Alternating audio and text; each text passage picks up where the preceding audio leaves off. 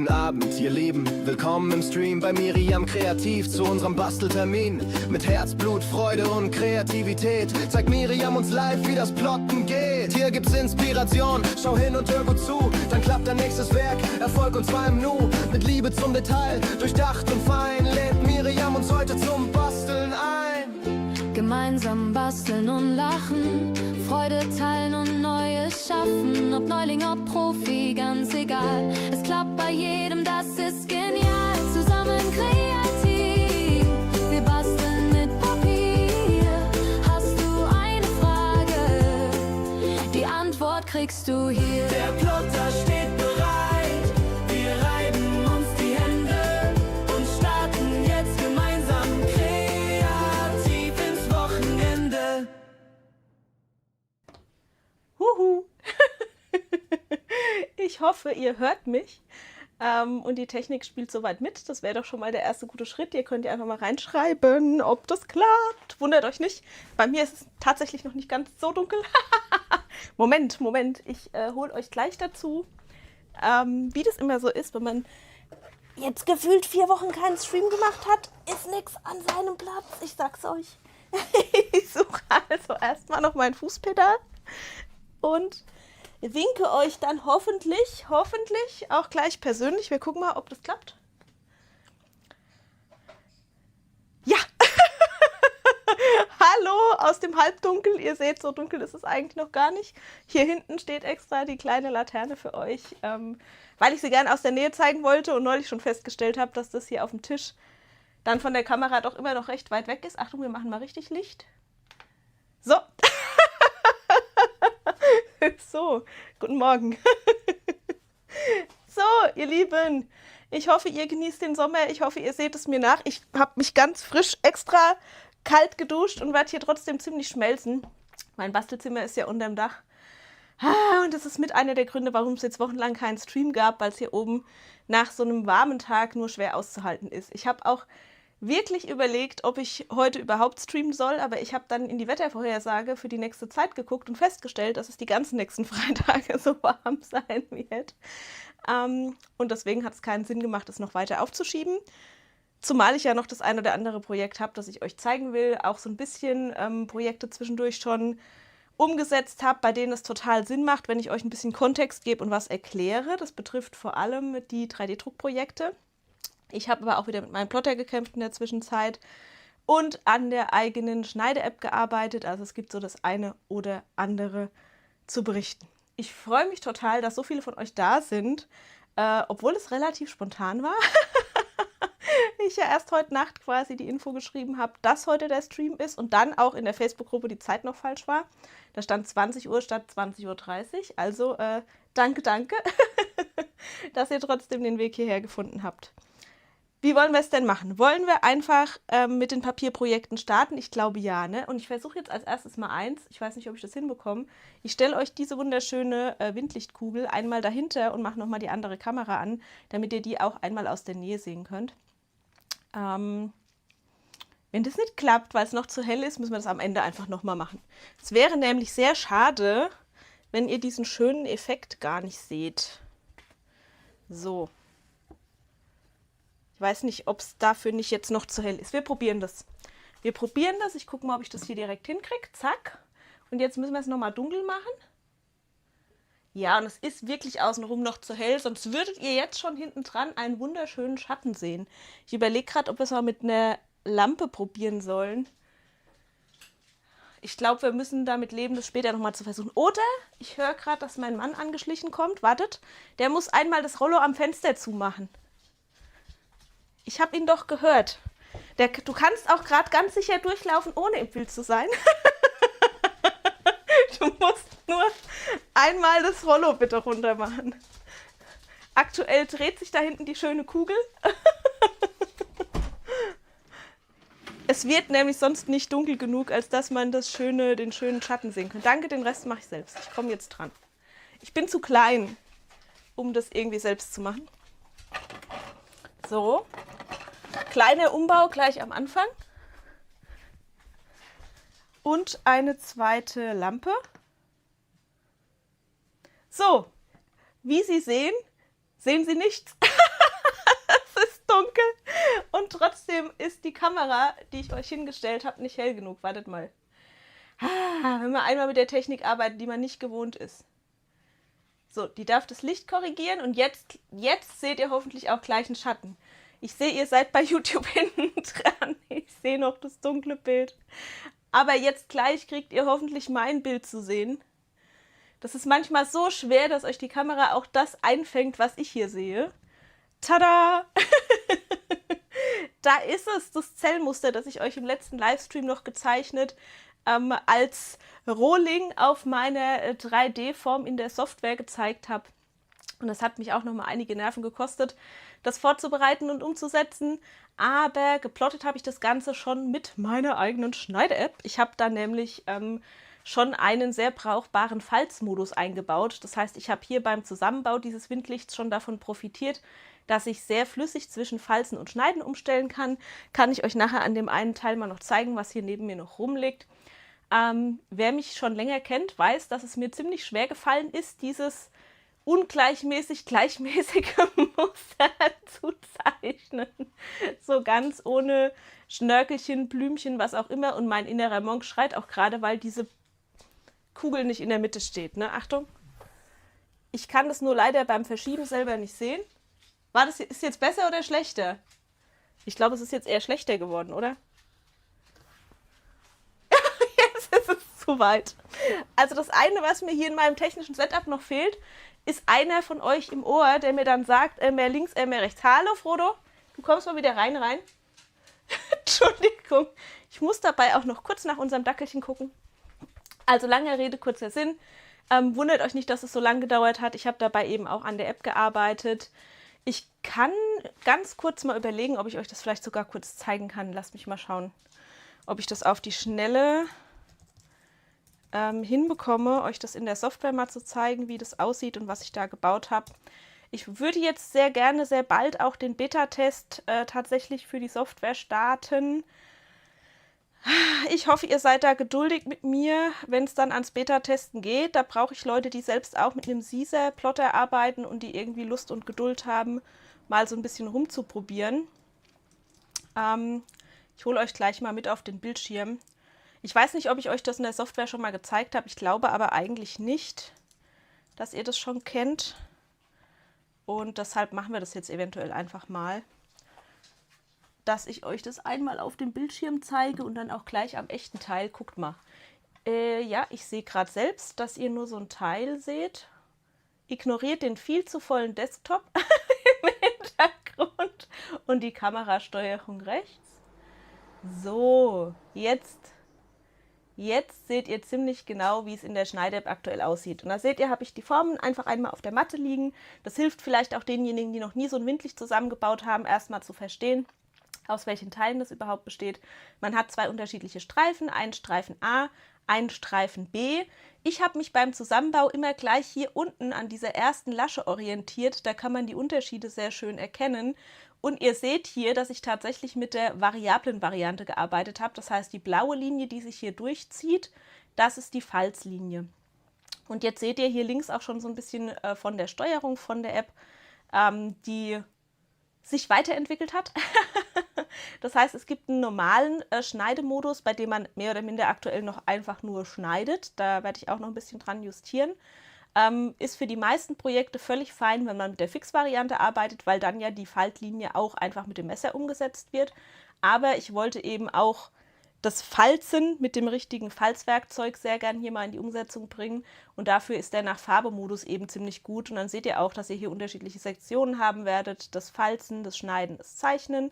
Und für meine Dateien ist es natürlich so gebaut, meine Falzlinien sind ja immer blau oder rot, dass er diese Zuordnung mehr oder minder schon eigenständig macht. Das heißt, er erkennt, dass die blaue Linie eine Falzlinie ist und wenn ich schon sage, ich will das hier nach Farbe trennen, dann splittet er mir das schon entsprechend auf. So.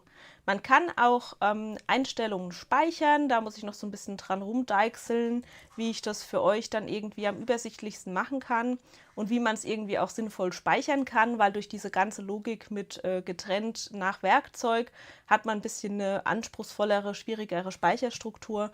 Aber letzten Endes war mein Herangehen relativ einfach und zwar habe ich quasi beim Falzen einen sehr hohen Andruck gesetzt. Ich habe eine relativ hohe Geschwindigkeit gesetzt und auch direkt 3 Durchgänge.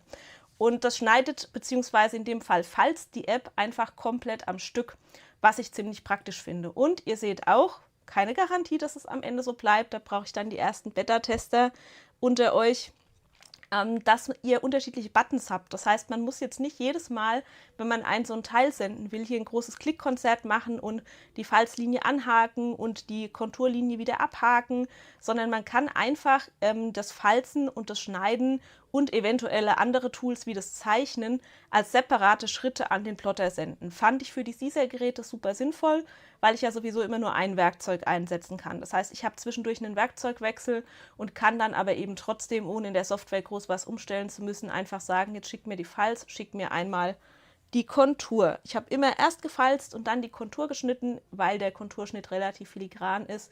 Und wenn man den erst schneidet und dann drüber falzt, man sich natürlich bei dem Druck und der Geschwindigkeit hier sonst die Teile irgendwie verschiebt. So, das war jetzt viel Information. Aber wie gesagt, ich glaube, wir müssen da wirklich möglichst bald in die Beta-Phase rein. Ich beiße mich schon wieder an so Kleinigkeiten fest. Ich habe unter anderem schon ein Kalibrierungstool eingebaut, mit dem man den perfekten Klingenversatz für das eigene Messer einstellen kann und solche Scherze. Aber die Basissachen funktionieren eigentlich alle schon komplett, so dass ich die ersten von euch relativ gerne damit ärgern würde, das Ganze mal auszuprobieren. Die Ankündigung steht auch schon länger im Kundenkonto auf der Webseite. Da kommt jetzt aber am Wochenende auch die Möglichkeit, sich anzumelden und Bescheid zu sagen, sozusagen. Also ihr bekommt die Möglichkeit, euch mit eurer E-Mail-Adresse zu registrieren, damit ich dann die Chance habe, auch alle irgendwie anzuschreiben, die mitmachen wollen. Und wir irgendwie einen gemeinsamen Informationskanal haben. So ist da der Plan. Wahrscheinlich nicht morgen, wahrscheinlich eher am Sonntag, aber stellt euch schon mal darauf ein, wenn ihr Lust darauf habt, da mitzumachen, dass es da jetzt sehr bald Neuigkeiten gibt. So, jetzt gucke ich gerade mal, bevor ich euch hier auf die andere Kamera umstelle. Ich erspare euch so ein bisschen das Gewackel, stelle ich mir die kurz noch ein. Dann kann ich euch nämlich auch das fertige Teil noch mal zeigen und kann euch auch zeigen, wie schön sich das jetzt faltet. Schauen, ob das klappt. Vielleicht seht ihr jetzt auch gleich mich. Nein? Ha! Das hat funktioniert. Also hier seht ihr gleich mehrere Sachen. Ich habe wieder mit meinem Plotter gekämpft, das seht ihr hier. Da sollte eigentlich auch ein Loch sitzen. Und mein Caesar-Plotter hat leider wieder Schnittlinien ausgelassen, was dazu geführt hat, dass ich den Gummiring mal wieder ausgebaut habe. Seit ich den Gummiring wieder ausgebaut habe, schneidet er wieder an der Stellen. Aber was ich euch eigentlich zeigen wollte, ist die gefalzte Faltlinie.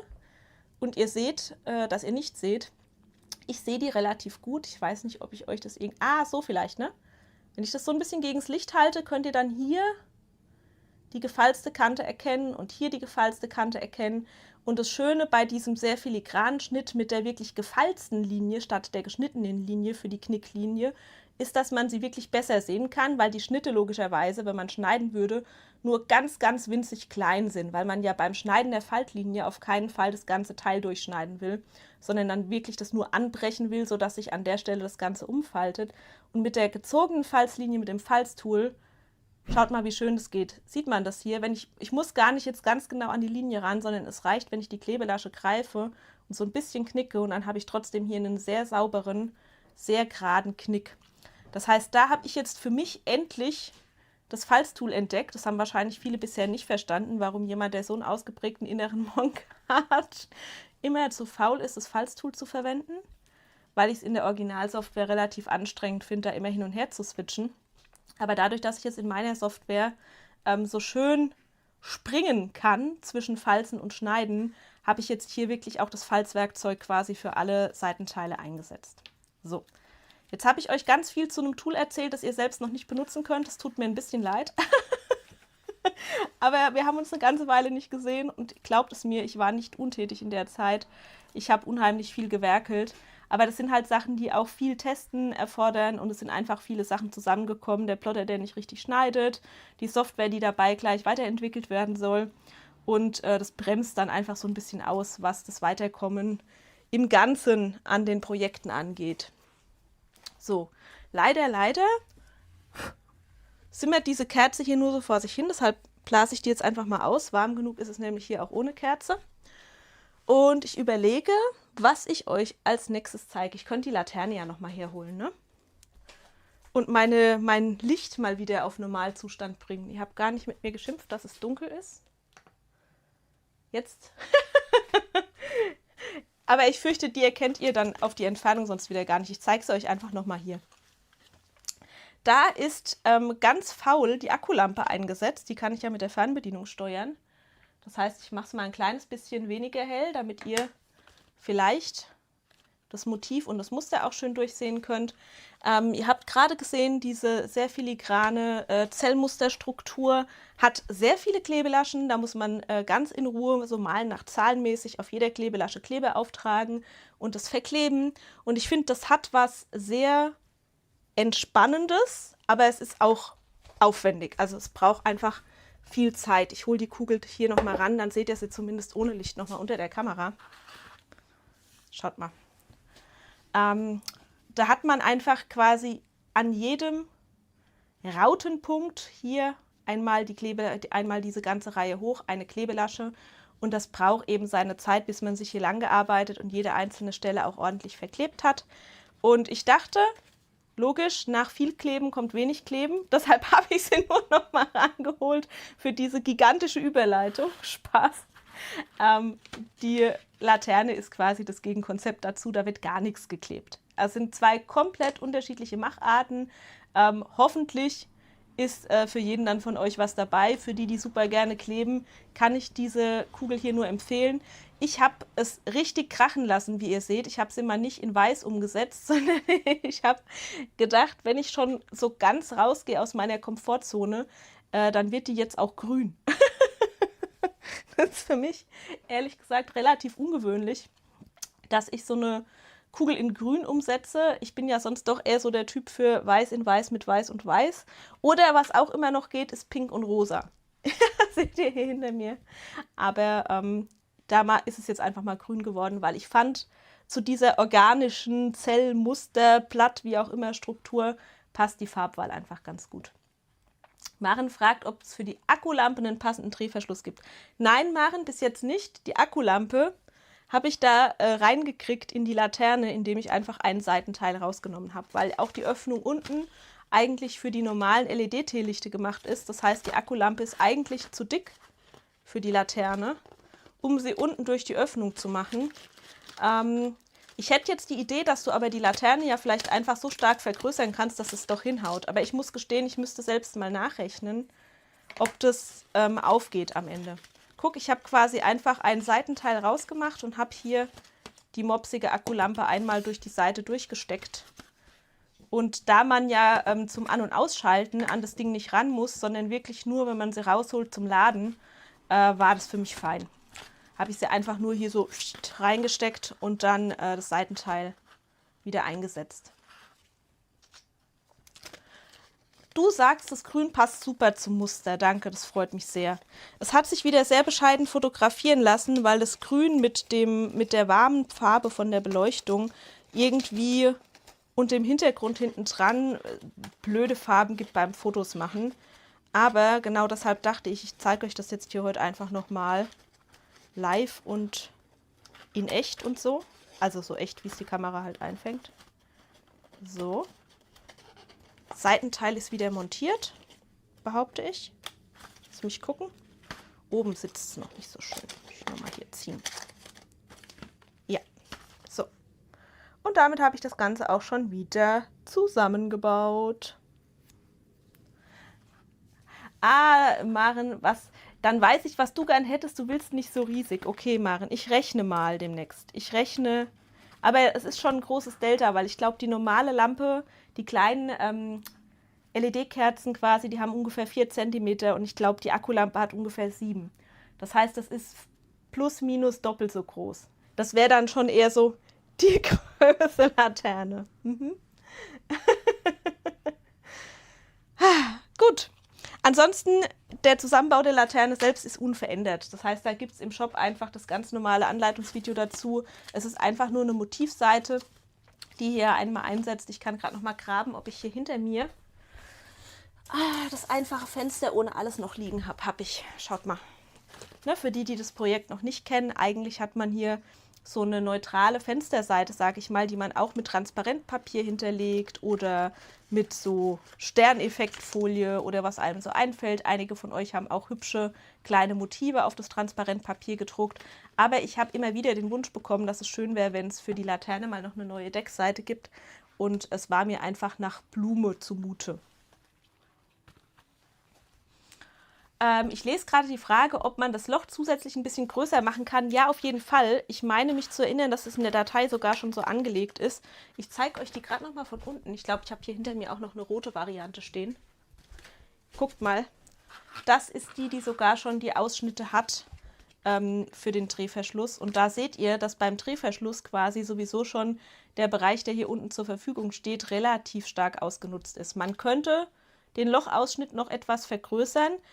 Zum nur von unten reinstellen von der Akkuleuchte würde es, glaube ich, sogar schon reichen. Das wollte ich euch hier an der weißen eigentlich zeigen. Ich hole sie halt doch noch mal raus.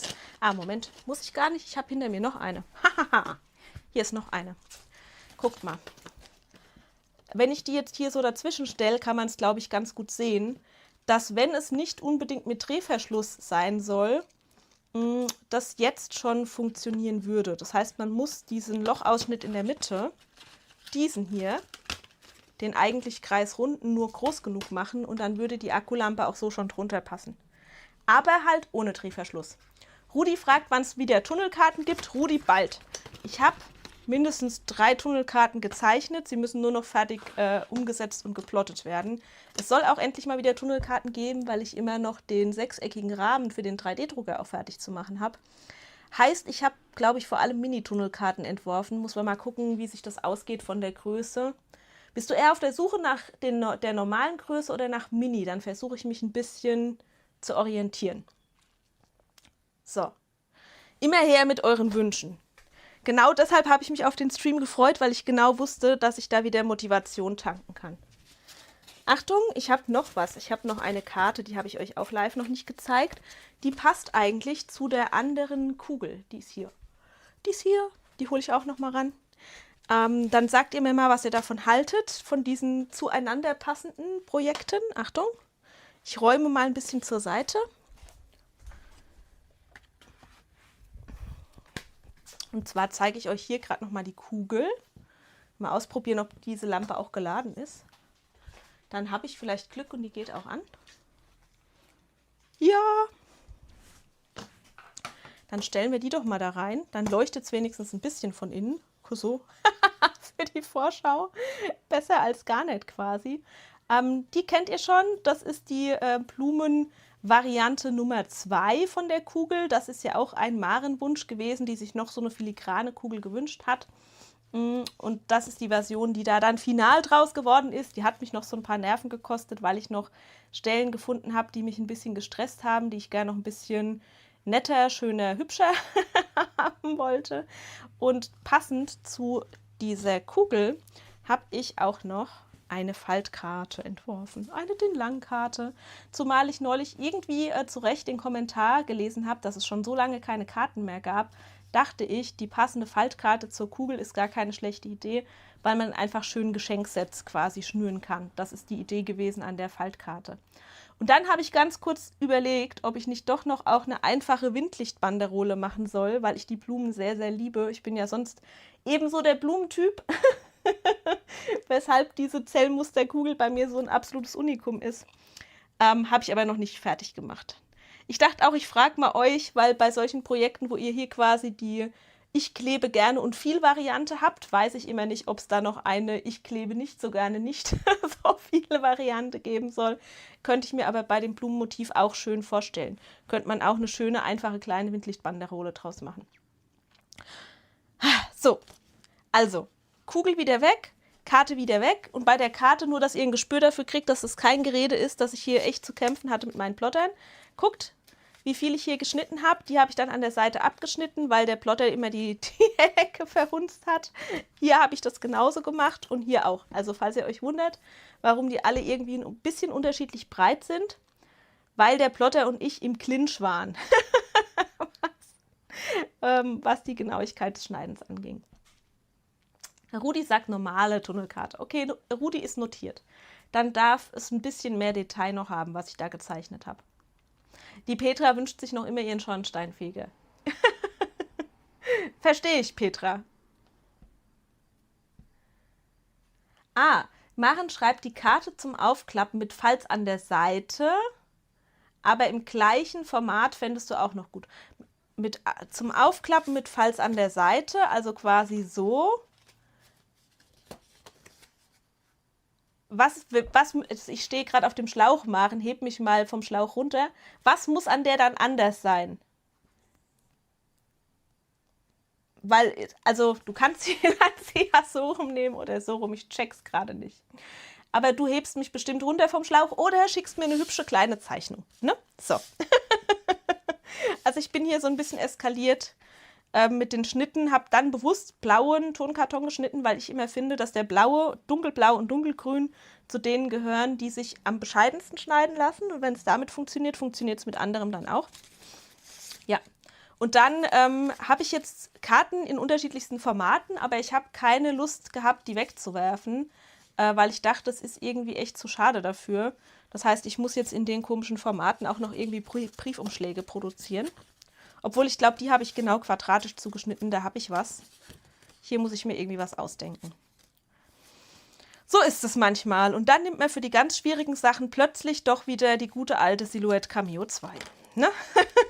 Das ist die Realität. Gut, ich habe ernsthaft überlegt, aber ich war, Falzen an der kurzen Seite. Verstanden. Ja, manchmal stehe ich auf dem Schlauch. Also die Falz hier. Aber bei der DIN-Lang-Karte kann man das dann nur schneiden, wenn man eine lange Matte hat. Na, wenn ich das hier als Aufklappseite nehmen würde und die Faltlinie hier an die kurze Seite lege, dann brauche ich mehr als DIN A4 in der Länge. Könnt ihr mal überlegen, ob ihr damit leben könnt. Annette, ganz süß, findet die quadratische auch hübsch. Ja, die quadratische war einfach nur der Versuch, das zu retten. Aber guckt mal, da muss ich euch was gestehen. Ha! Das sieht man jetzt hier. Ursprünglich ist es keine DIN-Lang-Karte gewesen. Vielleicht seht ihr, dass die in sich hier auch nochmal ein bisschen filigraner ist. Ursprünglich war die mal auf mein 12×17 Format angelegt und in sich auch nochmal zierlicher als hier diese fertige Variante. Also das ist die allererste, zierlichste Version gewesen. Aber ich habe eben das Problem gehabt und es lag diesmal an der Matte. Das muss ich euch vielleicht auch nochmal mitgeben als Information, weil ich lange gesucht habe und ich war total genervt. Ich habe x-mal diese Karte geschnitten, da liegen noch mehr. Achtung, ich gehe nochmal hier um die Ecke und hole euch die anderen zerfetzten. Und es hat einfach nicht klappen wollen. Und ich plotte jetzt ja wirklich schon so lange, dass ich mir irgendwie einbilde, dass ich eigentlich meine Fehlschnitte gut analysieren kann und relativ gut verstehe, was da genau schief läuft. Also ich hole euch mal das ganze zermetzgerte Zeug und teile auch mal meinen Frust und meine Tiefen mit euch. Achtung. Und es hat mich echt wahnsinnig gemacht, weil ich habe erst mit dem Caesar-Plotter geschnitten, dann bin ich sogar hier geswitcht auf ganz weiches, dünnes Papier, weil ich dachte, vielleicht ist es irgendwie ein Thema mit der Papierfaser. Es ist und ist irgendwie nicht besser geworden. Also ihr seht immer irgendwo Teile, die noch drinne hängen, die nicht richtig rausgegangen sind. Und insgesamt war das Schnittbild einfach nicht gut. An anderen Stellen ist es gerissen und gedrückt, also ich bin fast durchgedreht. Hier sieht man, wie das Originalformat eigentlich aussehen sollte. Also wie gesagt, mein erster Anlauf war 12×17. Das wäre vom Format her dieses Format. Und ihr seht, die ist fast gut geworden, aber halt nur fast gut. Ne? Dann hat es mir hier wieder so ein einzelnes Teil irgendwie abgerissen. So, genug gejammert. Langer Rede, kurzer Sinn. Ich bin gewechselt von einem Plotter zum anderen Plotter. Also ich habe meinen Caesar-Plotter weggeräumt und ich habe erst gedacht, es liegt an meiner Software. Ich bin fast durchgedreht. Und dann habe ich gedacht, das kann nicht sein. Eigentlich ist die Schnittoptimierung so gut, die muss besser schneiden als die Originalsoftware. Der Schnitt mit der Originalsoftware hat es auch nicht gerettet. Dann habe ich es in meinen Silhouette-Plotter gesteckt und hatte das gleiche Problem. Und erst da ist der Groschen gefallen. Es war die Schneidematte. Es war einfach die Schneidematte, die das Material nicht ganz sauber durch den Plotter transportiert hat. Und da kann man manchmal fast durchdrehen. Tagelang habe ich rumgemacht und hatte schon fast keine Lust mehr, was zu plotten. Guckt euch mal an, wie das aussieht. Also ganz, ganz schlimm. So schlechte Ergebnisse habe ich schon seit Jahren nicht mehr aus dem Plotter geholt. Und es hat mich wirklich verrückt gemacht. Also ich habe es mit unterschiedlichem Papier versucht, ich habe es mit unterschiedlichen Einstellungen versucht. Ich habe die Klinge gewechselt, weiß ich nicht, was ich alles gemacht habe. Aber erst ganz zum Schluss habe ich dann endlich die Schneidematte gewechselt. Und das Wechseln der Schneidematte war es dann. Also, kleine Aufmunterung oder Memo-Erinnerung für euch. Erstens, so Papierzirkus passiert auch Leuten, die das seit Jahren machen. Und zweitens, denkt an die Schneidematte. Die ist genauso wichtig für die Schnittergebnisse wie die Klinge und alles andere. Gut. Die ginge auch als Einsteckkarte. Ich sehe schon, ihr habt noch 1000 Ideen. Also das Gute daran, was mich da gerade freut, ist, dass ich das Gefühl habe, dass ihr zumindest meiner vielen Blumen und meinem Blumenwahn noch nicht überdrüssig seid. Das heißt, es dürfen vermutlich auch irgendwie weiterhin noch Blumen sein. Und ich gucke mal, ich habe tatsächlich schon angefangen zu zeichnen, aber fertig ist es natürlich wie immer noch nicht. Ich wollte sehr gerne auch hier zu meiner Voronoi-Kugel, zu diesem Zellmuster auch noch eine passende Karte haben. Weil ich halt finde, also ich weiß, Männer mögen eigentlich eh keine Deko, aber es ist so mal was ganz Neutrales. Wenn man, also neutral im Sinne von keine Blümchen, keine Herzchen, nicht niedlich, sondern einfach jahreszeitlich neutral und schick. Und da noch eine passende Karte dazu würde ich persönlich auch ziemlich gut finden. So, wo wir jetzt hier schon auf dem Schreibtisch sind, überlege ich gerade zum Thema Plotten, habe ich es glaube ich ziemlich, ne? Ihr dürft gerne noch Wünsche äußern. Und die Annette spanne ich jetzt ein, die ist schließlich da, für mich mal eine Liste zu schreiben. Entschuldigung, Annette. Ich bin manchmal ganz schön frech. So, ich würde sagen, wir wechseln zum Thema 3D-Druck. Da schulde ich euch noch ein Ergebnis von vor ein paar Wochen. Und da habe ich auch wieder so eine kleine Warnmeldung für euch. Also erstmal hat eine Sache total gut geklappt und dann habe ich es komplett verkackt. Hier. Wer erinnert sich an diesen Blumentopf? Und wer erinnert sich daran, dass der Blumentopf ursprünglich mal rund war? Was ist passiert? PLA bei, weiß ich nicht, 37, 38 Grad in der Sonne auf einem Südbalkon. Das ist passiert. Deshalb ist mein Topf leider nicht mehr rund, sondern oval. Und das kann die Kamera nicht mal glauben. Deshalb tanzt die auch gerade. Das ist das, was ich verkackt habe. Ich hätte diesen Topf niemals bei dieser Hitze draußen auf dem Tisch stehen lassen dürfen. Das war ein brutaler Fehler, deshalb ist er jetzt leider nicht mehr rund. Aber ich habe hier eigentlich was ausprobiert, was, finde ich, vom Effekt her sehr toll geklappt hat. Und deshalb wollte ich euch das heute trotzdem einmal zeigen. Ich habe das nach dem Livestream gemacht. Ich habe im Livestream noch seniert. Ursprünglich hatte der ganze Topf diese Farbe, die jetzt hier nur an den erhabenen Stellen zu sehen ist. Also so ein Gold, das mir persönlich ein bisschen zu grün war. Und wir haben im Livestream noch laut darüber nachgedacht, ob das nicht vielleicht funktionieren würde, Farbe aufzutragen und dann nur die erhabenen Stellen wieder abzuschleifen. Und es hat mich dann nach dem Livestream direkt gepackt und ich habe genau das gemacht. Und ich dachte, ich sage euch, wie ich es gemacht habe. Ich finde die Technik nämlich eigentlich ziemlich cool. Ich habe einfache Acrylfarbe genommen, die ich hier noch rumfliegen hatte, und habe den ganzen Topf angemalt. Also nach dem Streichen sah das Ding so aus, weil ich eben keine Lust hatte, jede Vertiefung einzeln mit einem kleinen Pinsel auszumalen, sondern ich habe einfach großzügig Acrylfarbe auf das komplette Muster aufgetragen. Und ich zeige euch das deshalb, weil es ja nicht nur den Topf gibt, es gibt dazu auch die passende Vase, es gibt inzwischen noch eine Weihnachtsvariante, also eine Schneeflockenvariante für die, die früh dran sein wollen. Richtung Weihnachten, Winter kann ich mir das für diesen Schneeflockentopf total geil in Weiß-Silber vorstellen oder für die, die es bunter mögen, vielleicht sogar Weiß-Blau, da muss man mal ein bisschen ausprobieren. Aber letzten Endes ist die Technik wirklich super, super simpel, auch für ich sag mal vorsichtig, Grobmotoriker geeignet, weil man wirklich nicht die einzelnen Vertiefungen anmalen muss, sondern einfach grob drüber streichen kann.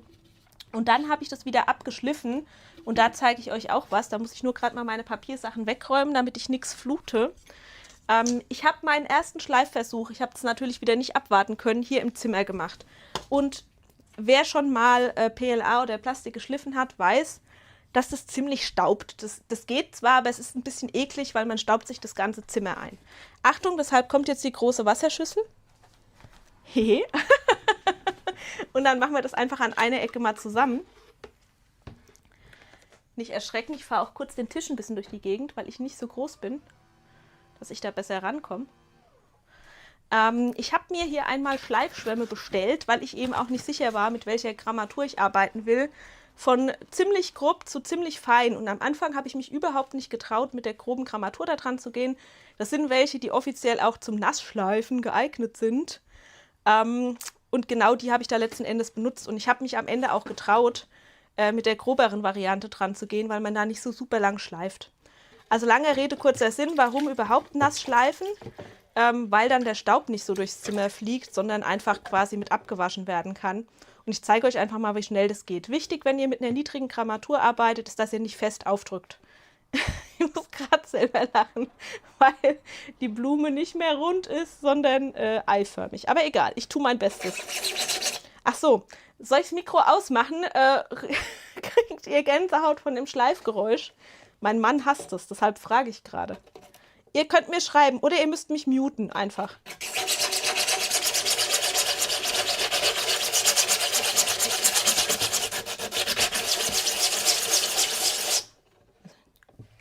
Seht ihr schon was? Ja, man sieht schon was. Es geht tatsächlich relativ schnell. Ich kann jetzt hier schon ganz gut sehen. Seht ihr das?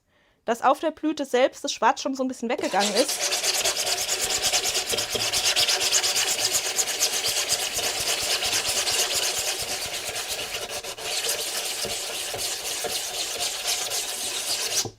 So.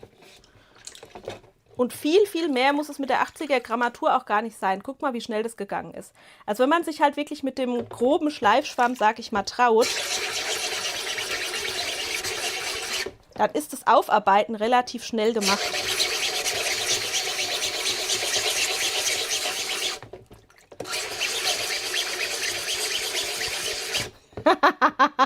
Sind mal Streamgeräusche der anderen Art. So, und ihr könnt es euch vorstellen, ich glaube, ich muss euch jetzt nicht jeden einzelnen Schleifschwamm zeigen. Ich gehe da jetzt auch nicht von 80 zu 120 jeden einzelnen Schwamm durch, dafür bin ich ein bisschen zu faul. Ich nehme jetzt halt vielleicht den 180er und springe einfach und gehe dann auf was Feineres und schleife dann einfach weiter, um eben diese gröbere Struktur, die man sich halt mit dem gröberen Schleifschwamm zuzieht, auch wieder so ein bisschen auszugleichen.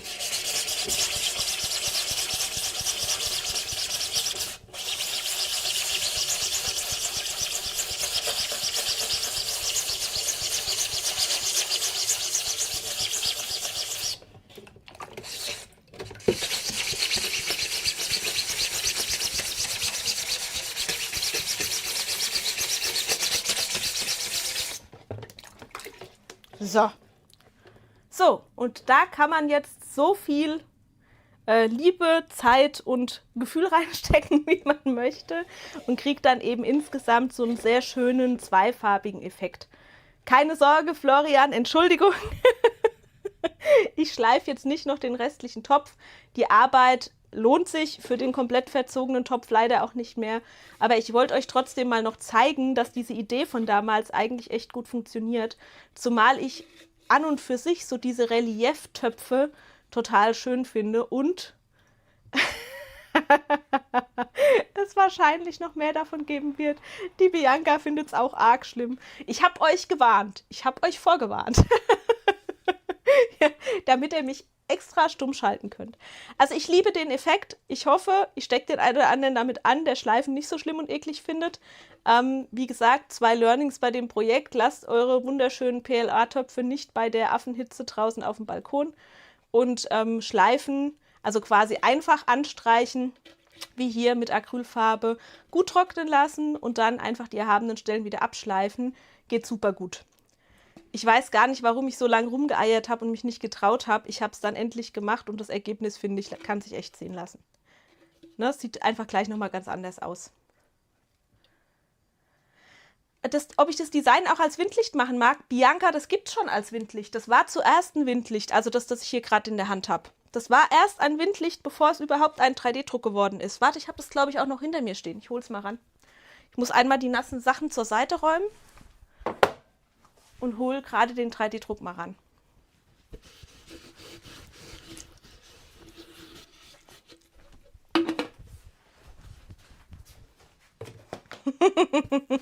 Ich mit meiner Wasserwanne hier. Ich muss selber mich ein bisschen beömmeln. Das haben wir im Stream auch noch nicht gehabt. Also ich werde auf jeden Fall noch mehr Blumentöpfe in der Machart machen. Keine Sorge, ohne euch hier im Stream zu quälen. Ich war euch aber das Ergebnis noch schuldig. Ich habe es ganz kurz irgendwann schon mal in der Story gehabt, aber noch ohne den Tipp, dass Nassschleifen hier die bessere Option ist. Huhu. So. Und hier ist das Windlicht. Ich habe zwar immer noch fürchtig nasse Flossen, aber hier ist die Papiervariante. Also das hier war eine Plotter-Datei, längst bevor es eine 3D-Druckdatei wurde. In dem Download ist es mit Boden drin und ohne Boden. Und die Variante ohne Boden kannst du, eigentlich auch die mit, kannst du ohne Probleme auch quasi zweimal aneinander hängen. Das ist jetzt quasi das gleiche Motiv, nur einmal umlaufend. Und wenn du 2 von den Streifen plottest und aneinander klebst, kriegst du von der Aufteilung des Motivs quasi das gleiche wie auf dem Blumentopf. Das heißt, ich habe einfach meine SVG-Banderole in der 3D-Software um den Blumentopf gewickelt, wenn du so willst, aber zweimal, also einen Streifen und noch einen Streifen. Ja, ich lese gerade, PETG soll etwas hitzebeständiger sein. Geschirrspüler fand es aber auch nicht toll. Okay, Christian. Druck für draußen habe ich jetzt tatsächlich mich die letzten Tage auch noch ein bisschen mit beschäftigt, weil ich was Funktionales gedruckt habe und es mich natürlich super gefrustet hat mit dem Topf, aber man lernt ja immer noch was dazu. Kann ich auch gerade mal ranholen. Ist eigentlich perfekt, dass ich das Wasser da habe, kann ich nämlich meine Platte gleich noch putzen. Das ist jetzt nichts, was ihr aktuell kaufen könntet, sondern das ist für einen Leuchtstab. Oh je, da muss ich eigentlich meinen Mann schon wieder zum Laufen schicken, damit ihr nachher sehen könnt, was das werden soll, wenn es fertig ist. Ich habe den Leuchtstab zum Aufladen nämlich rausgetragen. Ich gucke mal vorsichtig nebenan. Der hat heute wieder einen sportlichen Stream. Der müsste ganz einmal runter in den Garten laufen. Hallo. Ich habe eine Bitte. Kannst du mir von draußen diese Leuchte holen? Diese Blütenleuchte, die ich ins Beet gesteckt habe? Oder das Akkuteil, das auf dem Deck liegt. Da ist so ein Solarteil. Dann können wir nämlich das Thema ASA Plus gleich noch mit abgrasen. Das ist sehr, sehr speziell. Das habe ich mich auch gerade erst sehr frisch getraut. So. Ich muss selbst lachen. Ich habe echt ein bisschen kämpfen müssen. Ich habe zum ersten Mal ASA gedruckt, und zwar ASA Plus. In dem Fall von Esun, ein graues Material, das für draußen viel besser geeignet sein soll. Ob es das wirklich ist, werde ich jetzt ausprobieren. Ich dachte nur, ich gebe euch gleich mal meine Erkenntnisse mit, die ich dabei gesammelt habe. Es sind noch nicht so unheimlich viele, aber ein paar sind es doch. Erstmal vorneweg, ASA braucht eine relativ hohe Temperatur und deshalb im Idealfall einen geschlossenen Bauraum. Mir hat es meinen ersten Druck, den ich aus ASA gedruckt habe, als Testform direkt von der Druckplatte gehauen. Ich drucke sonst ja fast alles auf dieser gummiartig beschichteten Supertech Pro Platte im P2S. Die ist aber offiziell nicht geeignet für ASA, deshalb habe ich auf der Standard texturierten Platte gedruckt. Alicia fragt gerade, hat es gestunken? Es hat kaum gestunken. Also man hat fast nichts davon gerochen. Es gab nur echt ein Haftungsproblem. Also es hat nicht gut gehalten auf der Platte. Und dann habe ich erst gehadert, ob ich jetzt doch wieder eine andere Druckplatte bestelle oder was ich mache. Und dann kann man ja online so schön irgendwie spezielle Klebstifte bestellen, die man dann da auf die Matte schmieren soll, und dann hält es angeblich besser. Und das war mir alles irgendwie ein bisschen komisch, und außerdem war ich ein bisschen ungeduldig, um ehrlich zu sein. Also ich hatte einfach keine Lust, weder jetzt schon wieder eine neue Platte zu kaufen, nur um ein Material zu drucken, noch jetzt irgendwie für 17, 18 Euro irgend so einen Spezialklebstift zu bestellen. Also habe ich ganz auf trocken einfach die Bastelschublade aufgemacht und den erstbesten Klebstift rausgenommen, den ich finden konnte. Habe das kurz auch mit der KI diskutiert. Der ist lösemittelfrei, der hat sonst irgendwie keine Stoffe drin, die irgendwie problematisch wären, und habe den knallhart hier auf die Platte geschmiert. Ihr seht hier auch noch die Reste und ich bin immer mutiger geworden. Also nach dem ersten Druckvorgang habe ich die Reste von dem Klebestift noch komplett runtergeputzt von der Platte, habe den Klebstift wieder frisch aufgetragen und umso mehr ich gedruckt habe, ich habe mehrere schon von diesen Stäben hier vorbereitet. Ja, danke, super. Umso fauler und umso schlampiger bin ich geworden und habe dann einfach nur noch die nächste Schicht Kleber drauf geschmiert. Und es hat Gott sei Dank auch funktioniert. Also versteht mich richtig, ihr seht jetzt an dem Format auch, dass es jetzt kein super X-Stunden-Plus-Druck war. Ihr seht den einen Tipp, den man bei ASA sowieso geben würde, dass man da nochmal so einen kleinen Rand drumherum druckt, der einfach zusätzlich Haftfläche erzeugt. Das musste ich gar nicht selbst einstellen, das hat Bambu in dem Fall von selbst gemacht. Und ich dachte, ich zeige euch das einfach kurz und wir testen jetzt mal zusammen, wie gut ich die Platte wieder sauber kriege. Hier könnt ihr jetzt die Rückstände von dem Klebstift ganz gut sehen. Aber ich war einfach positiv überrascht. Das war wieder so ein erstes Mal beim 3D-Drucken, das erste Mal selbst hier ASA gedruckt. Und der Klebstift, so bescheuert wie es klingt, hat den Unterschied gemacht. Ich habe am Anfang noch gedacht, was für eine beknackte Idee. Warum soll ich jetzt die Platte mit Klebstift einschmieren, als ob das was bringt? Ja, es hat was gebracht. Also ist ein gängiger, bewährter Tipp oder Trick. Habe ich jetzt halt zum ersten Mal ausprobiert, hat für mich gut funktioniert. So, und ich werde jetzt auch gleich versuchen, wirklich die ganzen Reste mal abzuwaschen und zeige euch auch gleich, weshalb, was es mit diesem Stab da auf sich hat, damit ihr euch nicht komplett wundert, ob ich jetzt durchgeknallt bin, sondern seht, dass das Ganze irgendwie mal wieder einen sehr praktischen, pragmatischen Zweck erfüllt. Ich muss nur meinen Schaber finden, den habe ich wieder hier im anderen Zimmer. Den bringe ich mit. Oh, da kann ich gleich die nächste Druckplatte auch noch mitbringen. Von meinem Bambu. 3D-Druck habe ich heute einige Tipps für euch. Bis wir das alles durch haben, sind wir beschäftigt. So, einmal Reste ab. Und das würde ich jetzt tatsächlich nass versuchen. Da bin ich jetzt ganz froh, dass ich meine Wasserwanne hier habe. Da schmeiße ich das jetzt gleich rein und lasse das ein bisschen anweichen. Denn dieser Klebstift ist angeblich kalt auswaschbar. So, während das kurz einweicht, zeige ich euch wenigstens, was der Gedanke dabei war. Und zwar habe ich mir so super süße Beleuchtung für den Garten gekauft. Das war mein Amazon Prime. Ich konnte nicht widerstehen, das eine Ding, das ich gekauft habe. Ich muss mal gucken, ob ich euch das hier irgendwie zeigen kann. Ja, wenn es halt hier jetzt super dunkel wäre, ging es vielleicht. Wartet. Müssen wir wieder einmal die Lichter alle aus. Und dann, ja, wartet, brauchen wir einmal Kamera von vorne. Von vorne.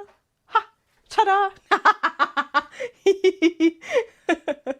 Ist das nicht niedlich? Ihr seht mich jetzt zwar nicht mehr, aber ihr seht, dass es leuchtet. Ich finde, die sehen so ein bisschen aus wie so leuchtende Pusteblumen und das ist, wie gesagt, mein Amazon Prime. Ich musste die haben, Shopping-Ding gewesen. Und das Einzige, was mich stört, das zeige ich euch jetzt gleich wieder bei Licht, ist, dass die alle einen einheitlich langen Spieß haben. Und ich habe davon halt mehrere und wollte die so im Beet verteilen und wollte halt, dass einer ein bisschen tiefer steckt, einer ein bisschen höher steckt und wollte die in der Höhe so ein bisschen versetzen. Aber die setzen sich jetzt halt hier immer zusammen aus so einem oberen Teil, wo diese Akku-Solar-Geschichte dranhängt und diesem unteren Spieß, der da dran gesteckt wird. Und mehr war da halt nicht dabei. Aber ich will die nicht alle auf einer Höhe haben, sondern eben so ein bisschen mit Höhenversatz.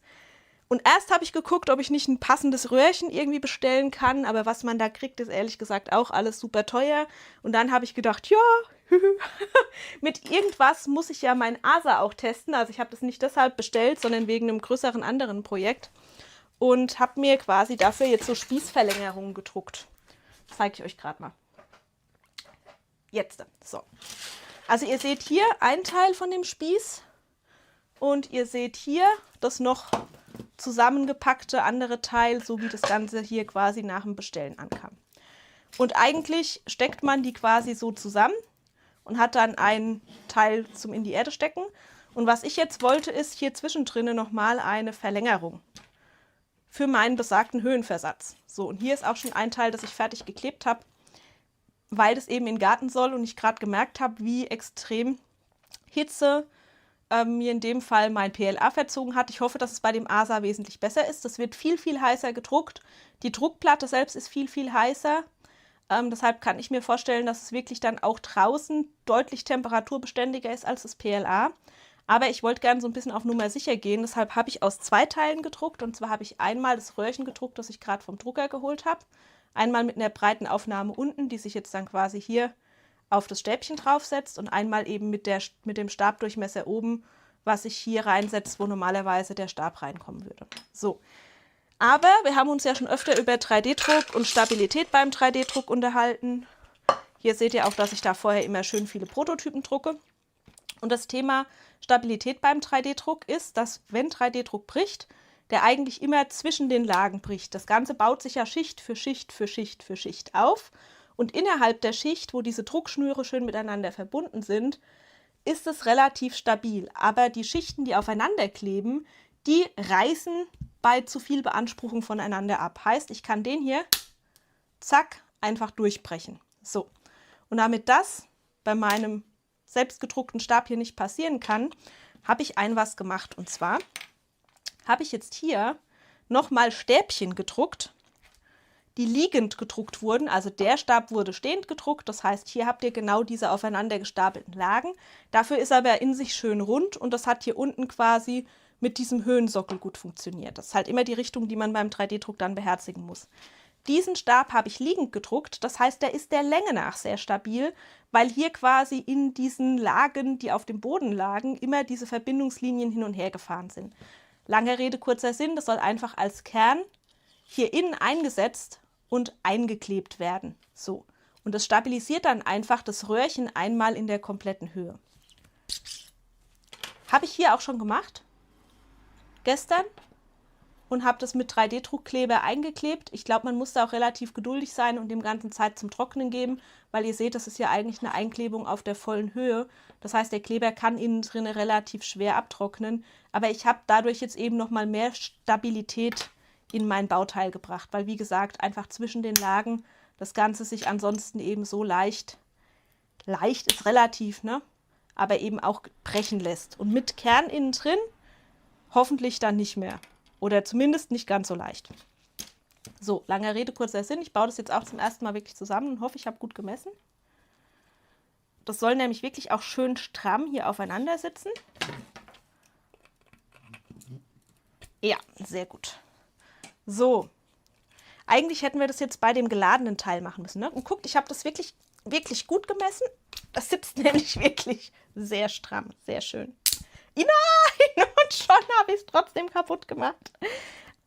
Und ihr seht, genau die Schwachstelle, wie ärgerlich, die zu befürchten war. Jetzt brauche ich eine Zange und Muse, das Ganze in Ordnung zu bringen. Und Memo an mich selbst, die nächsten, die drauf sind, bleiben auch drauf. Also kommt. Da lernt ihr jetzt direkt von meinen Fehlern. Es rette sich, wer kann. Und man sieht auch gerade, wo ist die strapazierte Stelle in dem Fall. Klar, die Hülse, die quasi hier außenrum hält, die hat genau diesen schönen Verstärkungseffekt durch diesen Mittelspieß logischerweise nicht. Wenn ich die zusätzlich verstärken wollen würde, müsste ich außen nochmal auftragen. Das will ich in dem Fall aber nicht. Das heißt, ich lebe jetzt hier damit. Wenn es dran ist, dann ist es dran. Und bleiben jetzt halt ein neues zusammen. Und für hier drucke ich mir auch einfach nur ein neues Oberteil. Wir sind ja kreativ. Oder ich baue das hier noch drauf. Perfekt. Wenn das hier sowieso nicht nach oben die Hilfe bringt, die man sich wünscht. Also ihr seht, das ist wirklich an dem einen verbleibenden Restteil gebrochen. Eigentlich können wir das Ding jetzt auch als Prototyp verwenden. Ne? Und ich kann mal testen, wie schwer sich das jetzt bricht. Achtung. Okay, ich hatte mir mehr davon versprochen. Es geht schon wirklich deutlich schwerer, aber immer noch nicht so schwer, wie ich mir wünschen würde. Was ist die Lösung? Hat einer eine Idee? Drahtkern. Gar nicht die Mühe machen, das liegend zu drucken, sondern vielleicht wirklich Drahtkern innen rein. Also, die ASA-Erkenntnis ist trotzdem, dass es mit dem Klebstift schon mal sehr gut funktioniert hat. Und ich gestehe, ich bin jetzt hier natürlich auch relativ brutal dran gegangen. Es wäre ja schon interessant, ob es im Garten jetzt überlebt oder ob es nicht überlebt. Aber wenn ich das einfach so brechen kann, bin ich nicht so sicher. Ich leime das jetzt hier nochmal neu und stecke das zusammen und schaffe es in den Garten und werde berichten. Es soll ja die nächsten Tage wieder sehr, sehr heiß sein. Also ihr seht, all diese Tests gehören einfach mit dazu. Und ich finde die Drahtkern-Idee gerade ziemlich gut. Die hilft aber halt auch nur wieder hier im langen Spieß. Und die Realität draußen ist ja dann eigentlich eher die, dass sich das, sag ich mal, Stück für Stück durch Hitze verformt. Da geht ja keiner so brutal dran und bricht das, wie ich hier dran gegangen bin. So. Welches von meinen zur Seite geschmissenen Stäbchen war es? Dieses hier, glaube ich, ja. Da jetzt einmal ordentlich Kleber reingegossen. Ich wiederhole das auch gerade nochmal.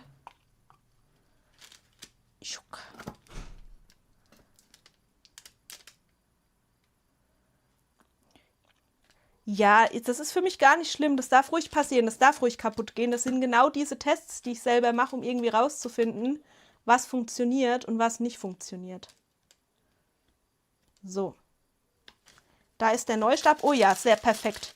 Also es mag jetzt ein bisschen Kleberverschwendung sein. Guckt mal, was hier unten an Leim rausgekommen ist. Ganz so brutal war das gestern nicht. Aber jetzt bin ich wenigstens sicher, sage ich mal, dass wirklich da überall innen drinne der Leim auch steht. Das ist mir also eigentlich ganz recht. Ich muss jetzt nur aufpassen, dass ich das hier nicht überall verteile. Das heißt, ich räume das jetzt einmal zur Seite. Wische den groben Rest hier einmal ab, damit ich das nicht versehentlich irgendwo sonst wo kleben habe später.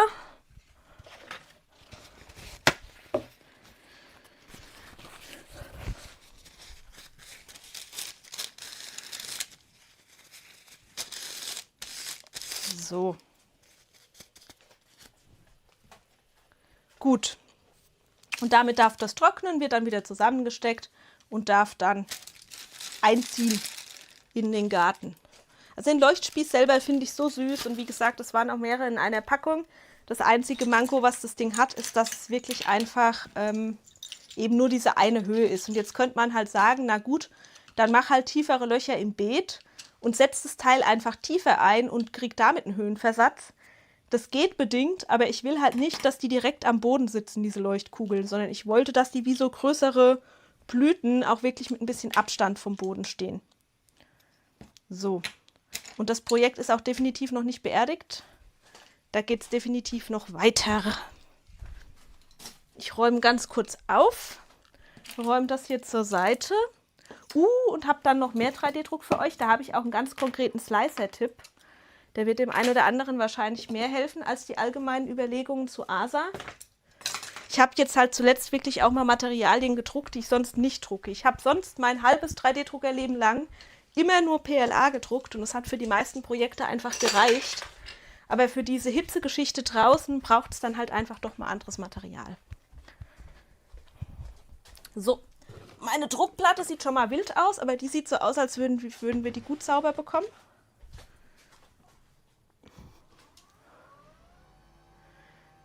Alicia, hast du eine Spinne gesichtet? Ich gehöre zu den Menschen, die die nichts gegen Spinnen haben. Da oute ich mich jetzt gerade wieder. Das heißt, ich bin so jemand, der trägt die sonst auch raus, beziehungsweise lässt die einfach hier wohnen. Irgendwo ein Tuch wäre gut. Nehmen wir, sonst muss ich mein Mikrofasertuch opfern.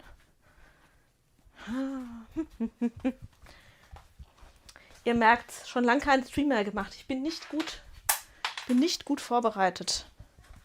So, gibt es ein frisches zum 3D-Drucker putzen?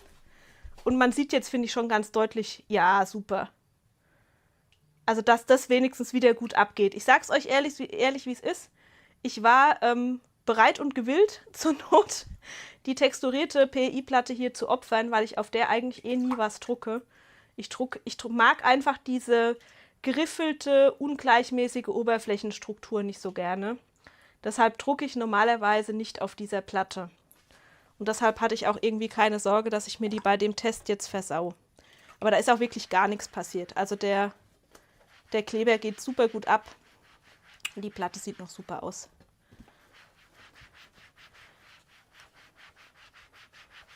So. Jetzt hätte ich hier noch meine süße kleine Vase. Die Vase wird ein bisschen anders gedruckt, die zeige ich euch gleich.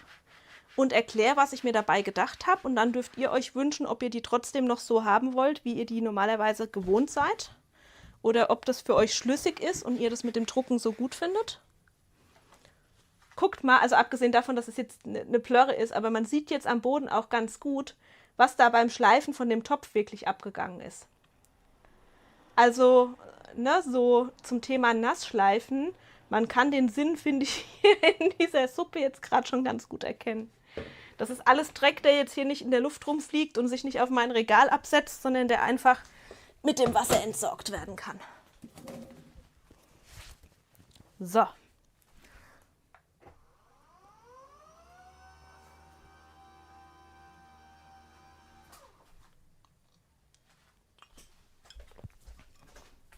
Vase und Vase. Hier sind sie. Wir räumen mal das ganze Zeug wieder weg, was gerade nicht gebraucht wird.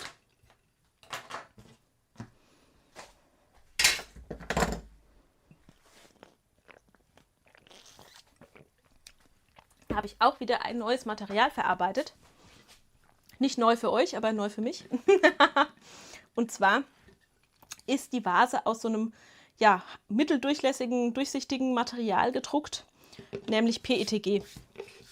PETG-Druck war komplett unspektakulär einfach. Also man macht sich vorher da immer mehr Gedanken, als am Ende wirklich dabei ist. Ich habe einfach das PETG von Bambu in dem Fall mitbestellt und habe das mit den Standardeinstellungen für das Filament gedruckt und das ging super. Und jetzt kommt wieder der Super Monk in mir durch und ich erkläre euch, was ich mir beim Druck überlegt habe. Vielleicht könnt ihr das sehen, ich bin nicht sicher, ob die Kamera euch das gut genug einfängt, aber ich bin der Meinung, dass das Druckbild hier rechts gleichmäßiger ist als das Druckbild hier links. Und dabei habe ich mich auch hier links schon bemüht, sage ich mal, sehr gute Slicer-Einstellungen zu finden. Trotzdem ist es hier rechts schon gleichmäßiger geworden. Ich finde, gerade hier, wenn ihr hier mal hochschaut, kann man die Unterschiede schon sehen, ne? Dass es hier bei der zweiten Variante deutlich gleichmäßiger ist. Was habe ich gemacht? Ich zeige es euch auch gleich nochmal in der Software. Es ist an und für sich mit der gleichen Schichtauflösung gedruckt. Das heißt, beides ist einfach mit einer 0,2er Schichthöhe gedruckt. Aber hier, das war meine erste Version, habe ich die Vase so modelliert, wie ich meine Vasen und Blumentöpfe normal immer modelliere. Das heißt, ganz normal mit Loch in der Mitte, also mit Vertiefung, fertige 3D-Form. Ich zeige euch das, wie gesagt, gleich auch nochmal in der Software, dann wird es ein bisschen klarer, hoffe ich zumindest. Und hier habe ich einen kleinen Trick quasi gewählt und habe die Vase nicht als hohles Teil modelliert, sondern als geschlossenes Teil. Das heißt, oben quasi mit geschlossener Fläche. Und die komplette Raum, innen drin muss Luft sein, keine Füllung, Problematik, komplett über die Slicer-Einstellungen gelöst. Und das ist, finde ich, zum deutlich besseren Ergebnis letzten Endes geworden. Ich muss es euch, glaube ich, wirklich in der Software zeigen, damit man es verstehen kann. Wo da wirklich der Unterschied ist, was der Slicer unterschiedlich macht, damit ihr einmal seht, wie der 3D-Drucker das aufbaut. Es ist so ein kleines Detail, das euch aber eben auch zwingt, sage ich mal, sehr genaue Druckeinstellungen zu verwenden. Und deshalb brauche ich da mal so ganz kurz eure Rückmeldung und muss versuchen, ein bisschen Verständnis für die Technik und das Warum zu schaffen, damit ihr quasi auf einer guten Grundlage sagen könnt, was euch besser gefällt. So, so ist der Plan. Ich hole uns das gerade einmal in die Software rein. Ja, leichter gesagt als getan, wenn ich es finde. Wenn ich es finde, eigentlich war das alles schon in einem Ordner. Ach, ich sag's euch, es waren einfach zu viele Projekte, wir haben uns zu lange nicht gesehen.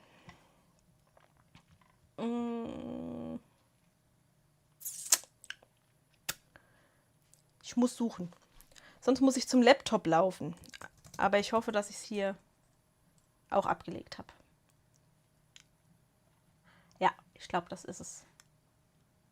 Ja, perfekt.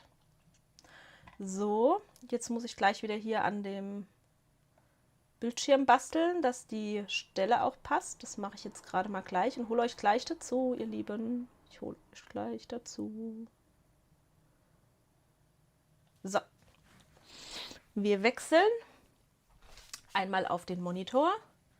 Kleines Stückchen fehlt euch noch. oben. So. Hier bin ich. Und ich stelle einmal hier das Filament um, damit ihr euch das auch schon vorstellen könnt. So.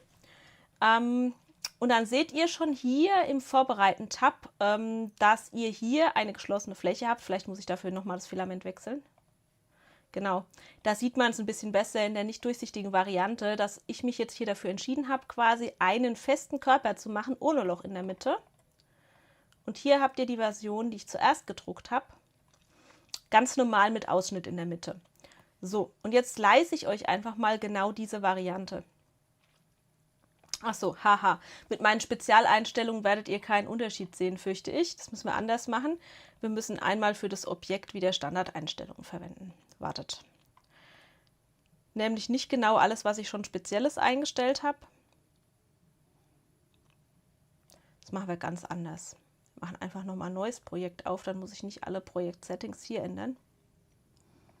Und ich muss die Datei nochmal laden. Hier, diese hier. Genau. So, und wir gehen jetzt hier in dem Fall einfach mal mit den globalen Standardeinstellungen für, die 0,2 mm Schichtstärke und slicen das Ding. Man muss es wirklich einmal im Slice-Ergebnis gesehen haben, um die Unterschiede verstehen zu können. So, schaut mal hier rein. Obwohl ich mich schon sehr bemüht habe, beim Erzeugen der Datei sehr gleichmäßig dicke Wandlinien zu erzeugen. Seht ihr hier ganz einfach, dass hier unten gleich 1, 2, 3, 4 Wandlinien gedruckt werden. Und ihr seht, dass sich die Anzahl der Wandlinien, wenn ich hier durchscrolle, so ein bisschen verändern. Das hat was mit den Überhangwinkeln zu tun und dass die sich verändern. Und hier seht ihr, wird eine Lücke gelassen. Hier wird also quasi mit dem Druckkopf gar nicht lang gedruckt. Und all diese Dinge führen zu diesen kleinen Ungleichmäßigkeiten, die ich euch gerade bei der linken Vase gezeigt habe. Warum? Weil bei dieser Grundgeometrie, wo ihr quasi eine Außenhaut und eine Innenhaut habt und zwischendrin nur sehr wenig Fläche, euer Drucker natürlich versucht, eine Außenwand anzulegen, eine Innenwand, sag ich mal, ne? An beiden Seiten werden Wände gedruckt und die Hohlräume, die dazwischen entstehen, sinnvoll aufzufüllen. Was man machen kann, um dieses Problem, sag ich mal, im Slicing so ein bisschen zu beheben, ist, dass man bei dieser Version nicht mit dem normalen Wandgenerator arbeitet, sondern mit dem Arachne-Wandgenerator. Zudem habe ich euch irgendwann schon mal was erzählt, als ich euch die kleinen Ostereier gezeigt habe. Das kann man unter Qualität beim Wandgenerator einmal umstellen, von klassisch auf Arachne. Und um den Effekt noch ein bisschen stärker rauszukitzeln, stelle ich normal die minimale Wandbreite auch noch runter auf 60 oder so. So. Wenn ich jetzt nochmal slice, müssten wir schon im Aufbau ein bisschen ein schöneres Ergebnis haben. Und ihr könnt es eigentlich immer nur beurteilen, wenn ihr wirklich einmal hier durch die gesliceden Ebenen durchscrollt und so ein bisschen guckt, wie sich das entwickelt. Und jetzt habe ich zumindest nicht mehr diese harten Lücken. Ne, diese einzelnen Ecken werden besser gefüllt, weil beim Arachne-Wandgenerator die einzelnen Wandlinien ihre Dicke minimal verändern dürfen. Ihr seht, dass die hier schmal anläuft und dann da einfach breiter wird und dann wieder schmaler weiterläuft. Also man kann mit dieser Version auf jeden Fall arbeiten. Ihr habt gesehen, da kommt auch eine Vase bei raus. Aber man hat eben das Problem, oder der Slicer hat das Problem, dass er bei einer sehr dünnen Wand mit unterschiedlichen Wandstärken zu kämpfen hat und immer versuchen muss, diese Lücken hier zwischendrin irgendwie sinnvoll voll zu machen, sozusagen. So, jetzt gucken wir uns nochmal die Version an. Muss ich tatsächlich selber gucken. Die habe ich jetzt wahrscheinlich einmal komplett, habe ich jetzt komplett überschrieben, macht nichts, das ist umso besser. Dann können wir noch einmal genau durchklicken, was man alles umstellen muss. Das ist vielleicht ganz sinnvoll. Damit ihr wirklich auch wisst, was ich eingestellt habe und warum. Muss ich uns gerade noch mal neu reinziehen. Aus den fertigen Projekten. Und dann müsst ihr mir bitte erklären, ob ich das gut genug erklärt habe, dass man verstehen konnte, was der Unterschied ist und warum. Ich weiß, es ist dann schon wieder sehr, sehr, sehr speziell. So, hier ist die geschlossene Version. Und wenn ich die jetzt mit den Standardeinstellungen slicen würde, dann bekomme ich ein Problem. Nämlich, dass er die komplette Vase innen drinne füllt. Macht total Sinn, weil ich habe euch ja schon hier beim Vorbereiten gezeigt, dass es einfach eingeschlossener Körper ohne Öffnung in der Mitte ist. Also wenn ich das mit Standardeinstellungen slice, bekomme ich entsprechend fertig auch eingeschlossenes Objekt. Will ich aber ja gar nicht, ich will eine Vase. Und jetzt gibt es einfach ein paar einfache Einstellungen, mit denen man genau das erreichen kann, plus super gleichmäßige Wandlinien. Und das ist genau der Grund, warum ich das jetzt im Endeffekt hier so gemacht habe. Und zwar gehen wir hier einmal in die Stärke rein und können hier schon mal die Anzahl der Wandlinien festlegen. Das ist, wenn ihr hier reinschaut, die Anzahl, wie viele Linien hier quasi an der Außenwand gedruckt werden. Die habe ich in meinem Fall hochgestellt auf 3, ist keine totale Pflicht, macht das Ganze aber ein bisschen stabiler.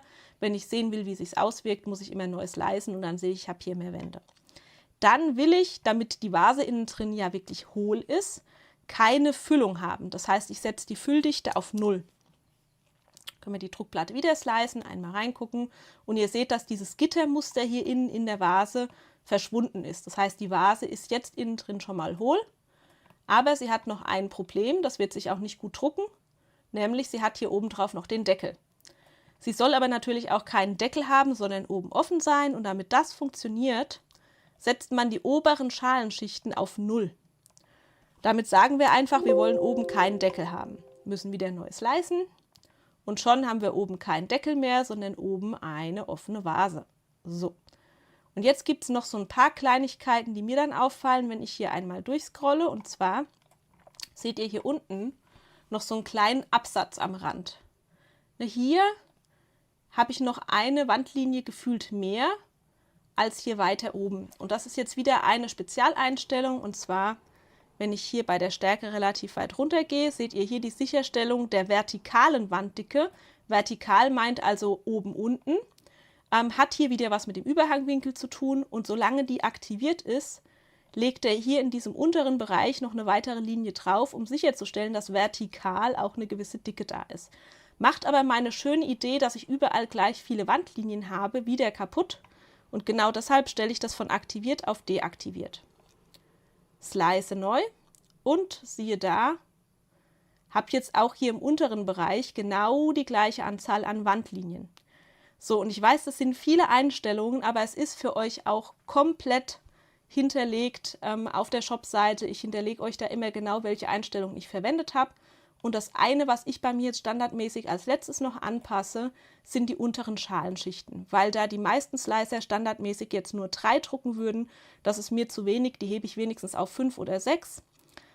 Von der Idee her ist es eigentlich einfache Mathematik, ist relativ simpel. Unsere Wandlinie ist ungefähr 0,4 mm breit. Drucke ich 3 Wandlinien, ist meine Wand am Ende ungefähr 1,2 mm dick.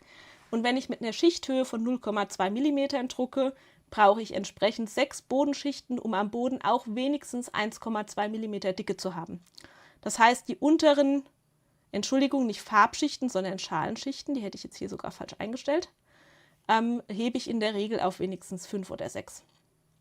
So, und jetzt habe ich eben im Vergleich zu dem, was wir gerade vorhin gesehen haben, ein sehr, sehr sauberes Slicing-Ergebnis, weil ich wirklich nur Außenwände und untere Schalenschichten habe, die hier gedruckt werden.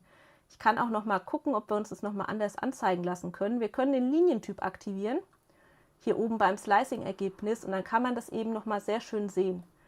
Na, ich habe hier quasi eine äußere Wand, ich habe innere Wände und ich habe hier unten meine Schalenschichten und das war's. Da wird kein Infill zwischendrin gedruckt. Der muss nicht versuchen, hier irgendwie in den dünnen Wänden irgendwelche Hohlräume aufzufüllen, weil ich diese spezielle Grundgeometrie als Struktur gewählt habe.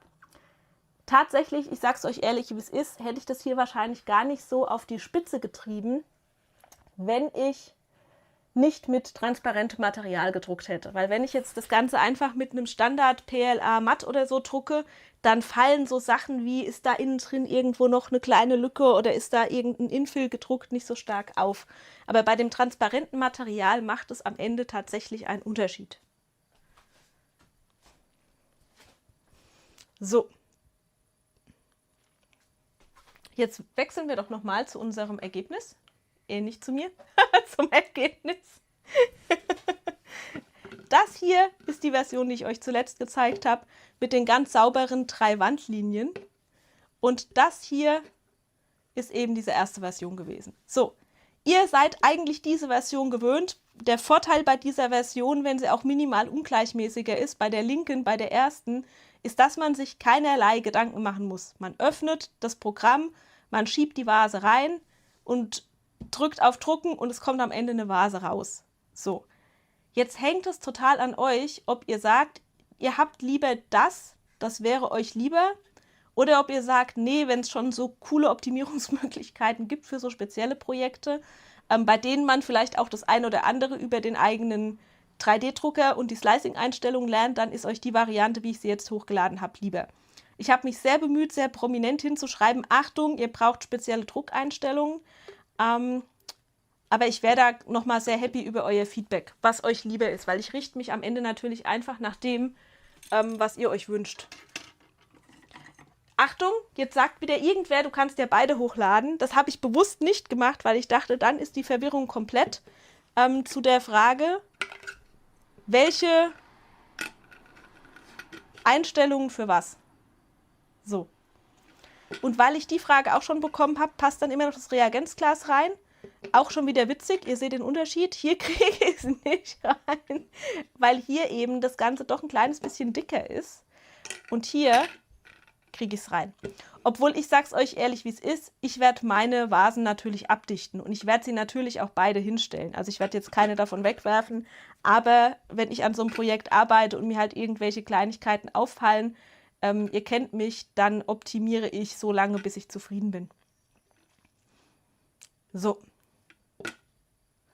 Ah, ich lese auch schon. Könnte man das etwas mehr öffnen, dass das Reagenzglas reinpasst? Also hier, wie gesagt, bei mir mit den 3 Wandlinien geht das Reagenzglas auf jeden Fall rein. Das ist übrigens auch noch so ein Vorteil. Achtung, wir gehen nochmal zurück in die Software. Auch noch ein Grund, das so zu machen, wie ich es jetzt gemacht habe. Und zwar, oh, sorry, ich muss mal den einen Kasten aus dem Weg schieben. Sorry fürs kurze Bildstören.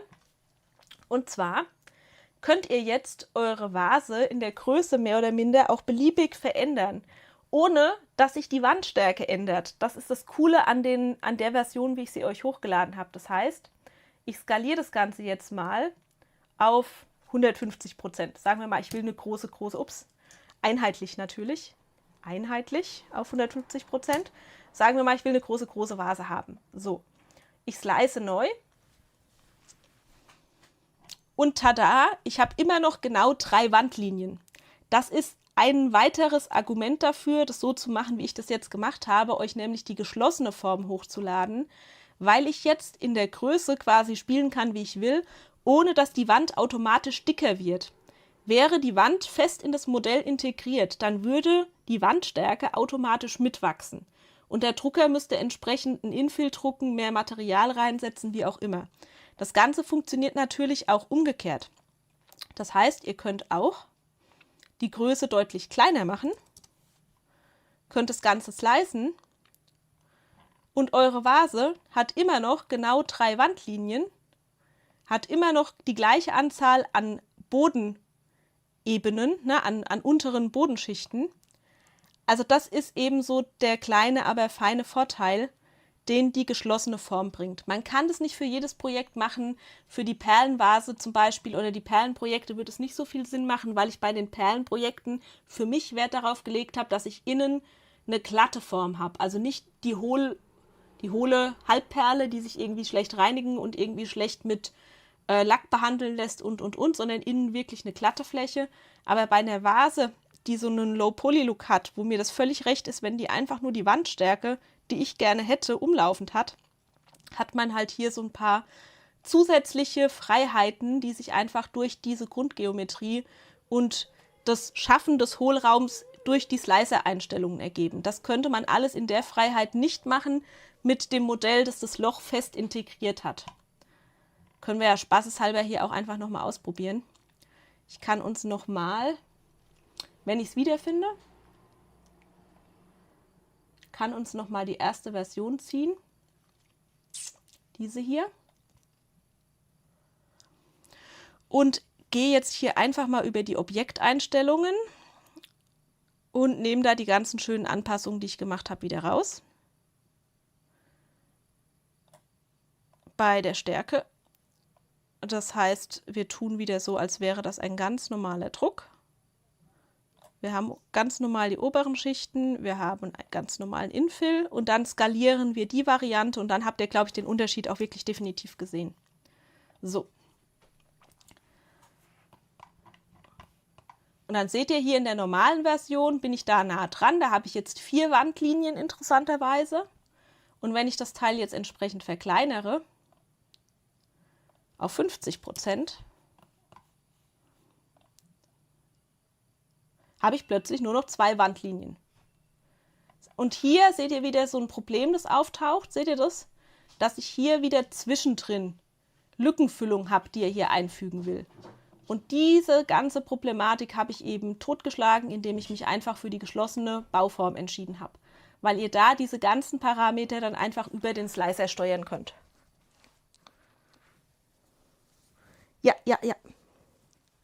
Was für eine Düse ich genutzt habe beim ABS, die ganz normale 0,4er Düse, die ich im Drucker drin habe. Ja. Auch die Möglichkeit ist eindeutig besser, dann passt das Reagenzglas rein. Sehr cool. Ich finde es sehr süß, dass ihr auch bei dieser Version gewillt seid, das Reagenzglas einzusetzen. Ich finde es hier eigentlich gerade schön, dass ich kein Reagenzglas mehr brauche. Ich gestehe ja, ich bin einfach ein schlechter Gießer. Und in die Reagenzgläser passt halt relativ wenig Wasser rein. Das heißt, man muss relativ häufig nachgießen.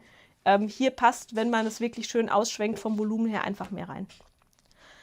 So, nee, es gab noch keine Trinkpause. Und das ist eigentlich ein sehr guter Punkt. Wir machen eine kurze Trinkpause. Ich strecke mich mal. Und ihr seht, da liegt schon wieder das nächste 3D-Druckteil. Da habe ich auch wieder Basisinfos zum Thema 3D-Druck. Wir haben heute sehr viel 3D-Druck dann gemacht. Ein bisschen Zeit haben wir noch. Ihr kriegt jetzt die hübschen Vasen von oben zu sehen. Ich räume gleich noch so ein bisschen Kleinkram bei. Und wir machen eine kurze Trinkpause und danach gleich weiter. Bleib einfach dran, ich bin gleich wieder da. Ein kleiner Moment, dann geht's weiter, na klar. Mach's dir bequem, ich trink schnell einen Schluck. Dann geht's gleich weiter, ganz ohne Druck. Der Stream geht gleich weiter, nur einmal kurz strecken. Dann geht's wieder leichter, neue Ideen aushacken. Ein Augenblick Zeit, die Gedanken sortiert, damit gleich alles wieder richtig gut funktioniert. Nur kurz gesammelt, gleich geht's wieder los. Die Ideen sind da, die Vorfreude groß. Einmal kurz durchatmen, alles ist gut. Bin gleich wieder da, mit frischem Mut. Bleib einfach dabei, ich bin nicht sehr weit. In einem Moment ist wieder Kreativzeit. Noch ein paar Sekunden, dann bin ich bereit. Schön, dass du da bist, gleich ist es soweit.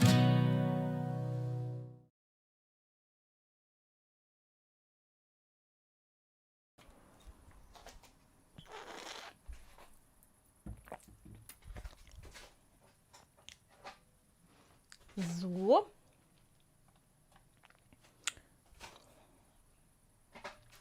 Ihr seht, ich habe allen möglichen Krusch beigetragen. Ich habe zum 3D-Druck noch so ein bisschen was, wo ich auch wieder eure Hilfe brauche, ihr vielleicht auch meine Hilfe gebrauchen könnt. Es geht nochmal um das Klötzchen-Tablett, wo ich mich ja gewundert habe, dass sich einige von euch schwer getan haben, die Klötzchen da reinzukriegen. Liegt aber daran, dass ich mein erstes Klötzchen-Tablett mit meinem Anycubic gedruckt habe. Und mein Anycubic druckt sehr maßgenau, weil ich den ursprünglich extra mit Ringhals, einer zusätzlichen Software, aufwendig kalibriert habe, damit wirklich alle Maße passen. So, und da haben wir jetzt direkt auch das Thema. Ich habe eine weitere Größe drucken wollen, weil ihr auch im letzten Stream gesagt habt, ja, gerne mehr Klötzchen. Und hatte dann heute ein Problem, das mich etwas konsterniert hat. Mein Klötzchen passt nicht rein. Und ich habe heute dieses Teil nicht mit dem Anycubic gedruckt, der gerade wieder ein bisschen Zicken macht. Da steckt wieder Filament drin. Ich muss den erstmal auseinanderbauen, sondern ich habe das mit dem kleinen Bambu A1 Mini gedruckt und war dann etwas schockiert, dass das nicht sitzt. So. Ich gestehe, ich hätte das längst machen sollen, aber ich habe den Bambu 1 Mini ja damals mit euch im Stream ausgepackt und war total verliebt, weil er einfach klein und niedlich und praktisch ist. Und habe jetzt erst festgestellt, dass es da scheinbar ein Maßhaltigkeitsthema gibt, weil diese Klötzchen haben genau 160 mm.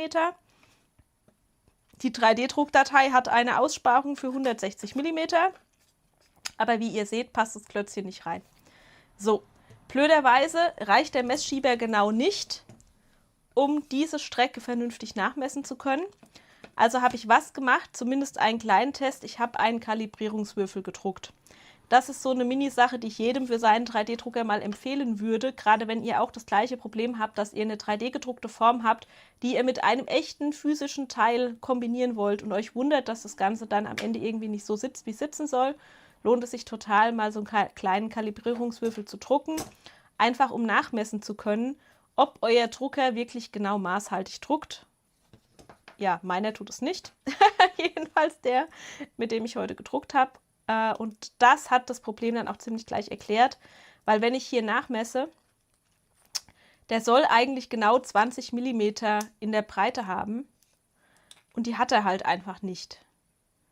Ne, er hat 19,9, je nachdem, wo man misst, 19,9, 19,95, fast 20 und auf der Y-Strecke ist es das Gleiche. So.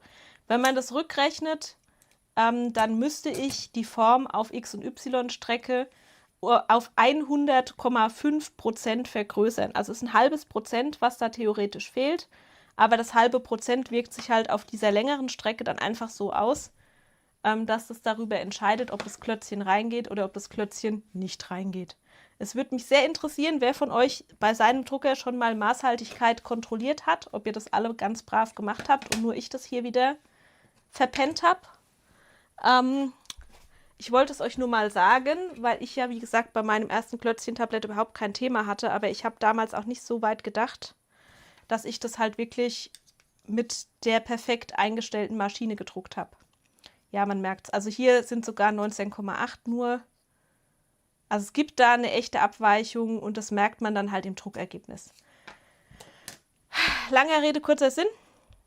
Ich habe das Ganze dann entsprechend vergrößert und nochmal gedruckt, und das Vergrößern könnt ihr eigentlich relativ einfach ausrechnen, indem ihr dann hier zum Beispiel wirklich mal nachmesst. Das ist nämlich das eine, was man dann wirklich machen kann, dass man einfach mal misst, und wenn es mit dem Messschieber wie hier nicht funktioniert, dann macht man es halt zur Not von Hand und stellt dann fest, dass es genau keine 16 cm sind, sondern halt leider nur 15,9. Und dann kann man ganz gut rückrechnen, was man für einen Skalierungsfaktor braucht, indem man die 160 durch 159 teilt. Und dann kommt man irgendwie bei 100,6% raus. Ich habe jetzt 100,8 gedruckt, um ein bisschen mehr Platz noch zu haben und dann definitiv easy mit den Klötzchen reinzukommen.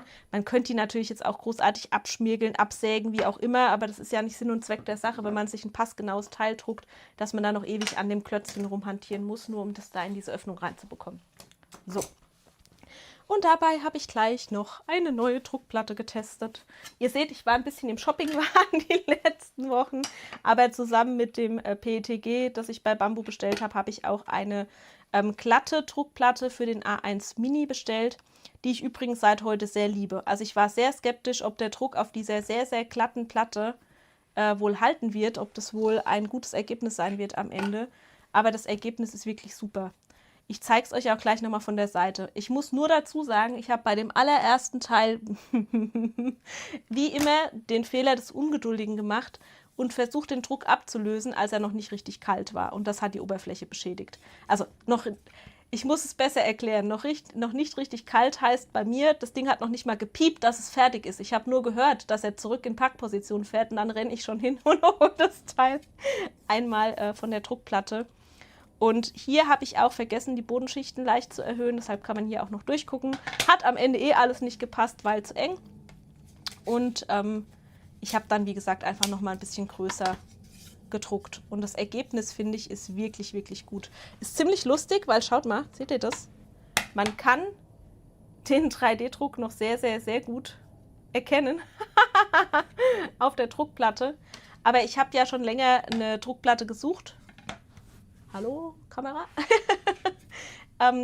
die mir für den A1 Mini auch so ein sehr schönes, mattes Oberflächenfinish gibt. Und die Druckplatte, die ich für meinen P2S liebe, die gibt es ja leider für den A1 Mini nicht. Und die Smooth Plate war da jetzt super. Ich war echt ein bisschen skeptisch, weil das Bauteil so groß ist, ob das in dieser Breite schön glatt hält oder ob sich das wohl hochziehen wird im Druck. War aber gar kein Thema. Und das Ergebnis ist ziemlich gut geworden. Also da war ich sehr positiv überrascht. Die wandert also ganz neu in die Empfehlungsliste mit rein. Habe ich hier für die Außenseite von dem neuen größeren Klötzchenkörbchen getestet. Ich überlege gerade, ob wir die Klötzchen noch zusammenkleben. Nö, oder? Wollt ihr das noch mal sehen? Eigentlich wisst ihr alle, wie das geht. Dann mache ich das nämlich sonst nachher ganz in Ruhe. Das Schleifen tut ja eh manchen von euch in den Ohren weh. Dann mache ich das lieber, wenn ich möglichst wenige damit ärgere. Ich glaube, wir haben auch das erste damals hier im Stream gemacht, ne? So zumindest zum Teil. Ach ja, gut.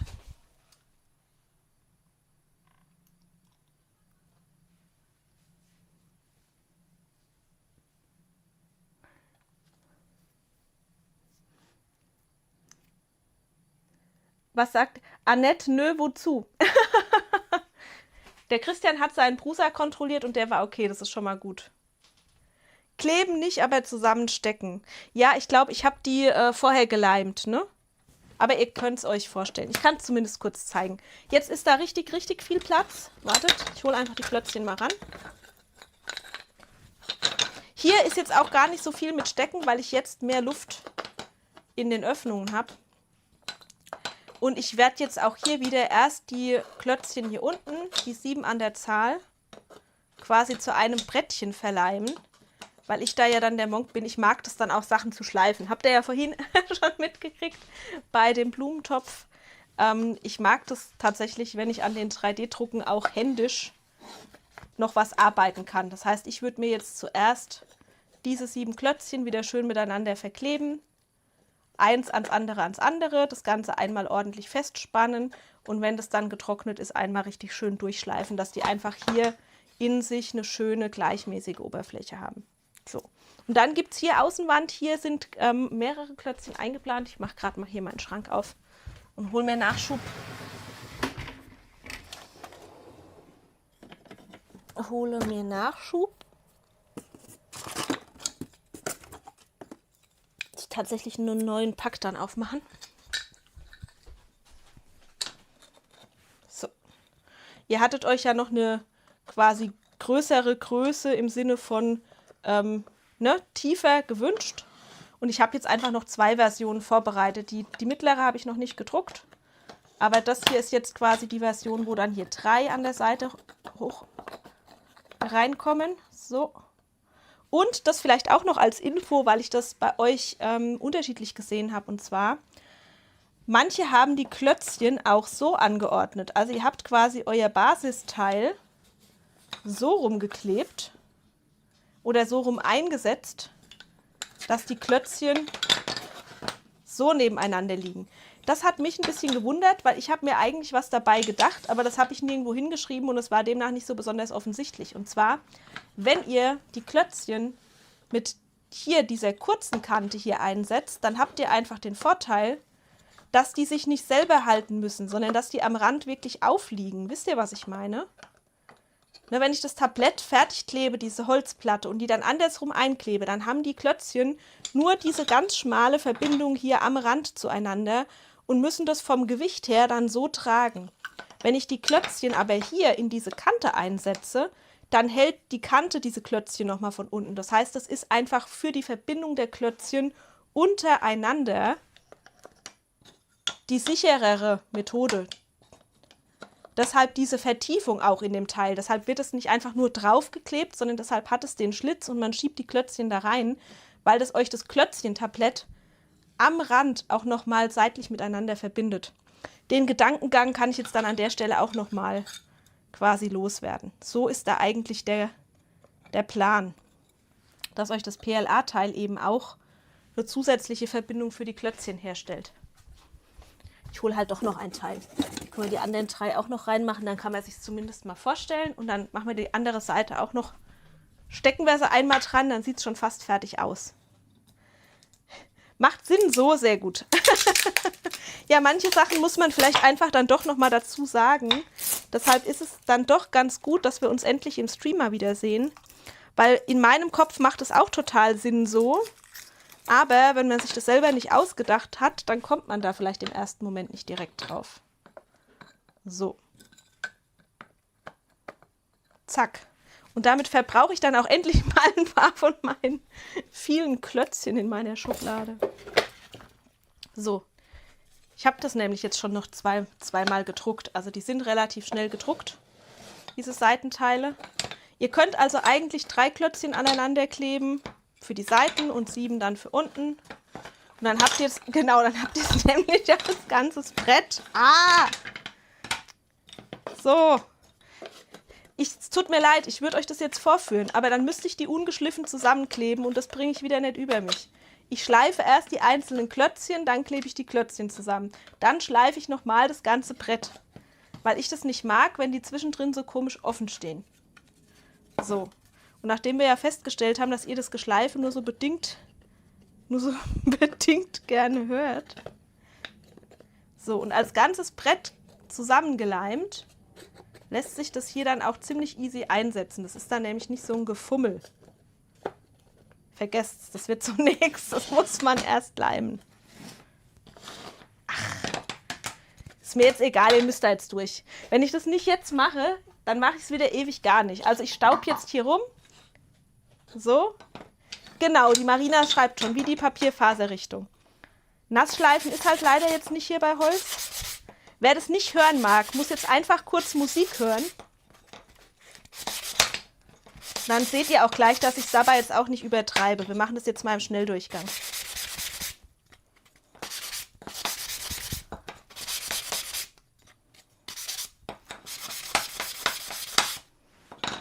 So, ich finde nämlich, die sind so im Rohzustand eben außen schon so ein bisschen spreiselig. Wir gehen jetzt hier auf maximale Effizienz, damit ich euch nicht so lange warten lassen muss.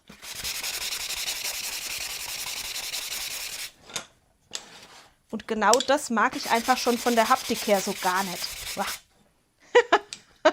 Jetzt geht's los. Wenn ich jetzt anfange, mich vor Holzschleifen zu ekeln, dann wird es schwierig. Dann mag das hier im Haushalt nämlich gar keiner mehr machen.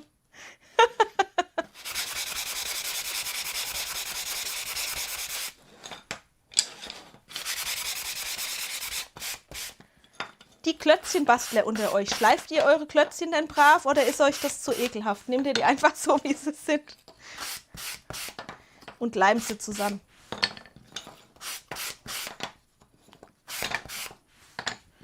So, die Oberfläche fühlt sich schon wirklich nach dem Schleifen viel besser an.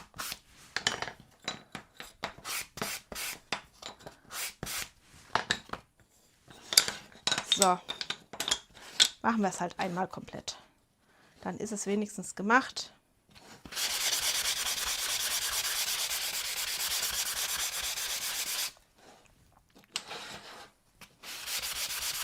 Ein Schleifpausensong. Ihr könnt noch mal den Trinkpausensong hören, wenn ihr wollt. Ich mach mich leise. Bleib einfach dran, ich bin gleich wieder da. Ein kleiner Moment, dann geht's weiter, na klar. Mach's dir bequem, ich trink schnell einen Schluck. Dann geht's gleich weiter, ganz ohne Druck. Der Stream geht gleich weiter, nur einmal kurz strecken. Dann geht's wieder leichter, neue Ideen aushacken. Ein Augenblick Zeit, die Gedanken sortiert, damit gleich alles wieder richtig gut funktioniert. Nur kurz gesammelt, gleich geht's wieder los. Die Ideen sind da, die Vorfreude groß. Einmal kurz durchatmen, alles ist gut. Bin gleich wieder da, mit frischem Mut. Bleib einfach dabei, ich bin nicht sehr weit. In einem Moment ist wieder Kreativzeit. Noch ein paar Sekunden, dann bin ich bereit. Schön, dass du da bist, gleich ist es soweit. So, Akkord. Also ich mache das normalerweise ein bisschen gründlich, aber im Sinne der Fertigstellung dieses Projekts haben wir das jetzt mal schnell husch gemacht. Und ich verstoße mal gegen meine eigene Regel und verwende Expressholzleim.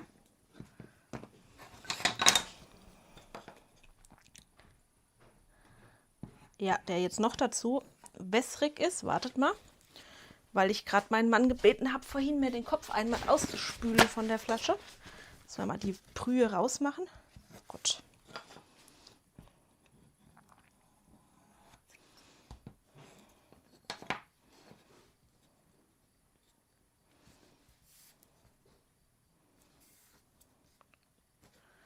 Wunderbar.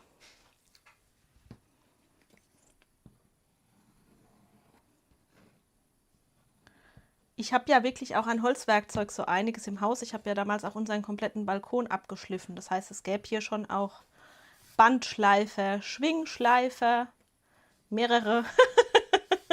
Aber ja, die nehmen halt dann doch auch schnell viel Material weg. Also wenn ich das wirklich komplett gleichmäßig in der Oberfläche haben wollen würde, dann würde ich wirklich mal mit dem Bandschleifer drüber gehen. Aber ich glaube, das ist Overkill dafür. Hier darfst du ruhig das Klötzchen und so eine kleine Unebenheit finde ich schon auch noch sehen. Aber man merkt eben auch hier, dass die nicht ganz gleich dick sind.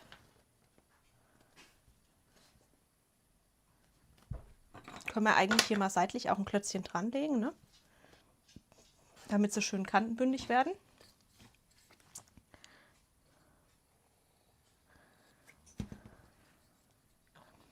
Ja, und dann bin ich gespannt, ob euch die Größe überhaupt recht ist. Aber ich dachte jetzt, nachdem ihr neulich gesagt habt, ja gerne auch noch eine tiefere Variante quasi, habe ich das jetzt eben mal mit umgesetzt. Und ich habe was gesucht, womit ich schön diese glatte Platte testen kann.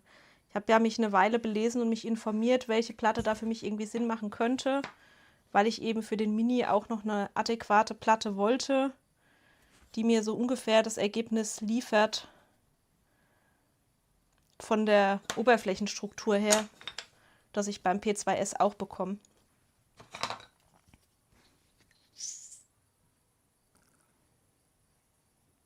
Ich arbeite hier bewusst dünn.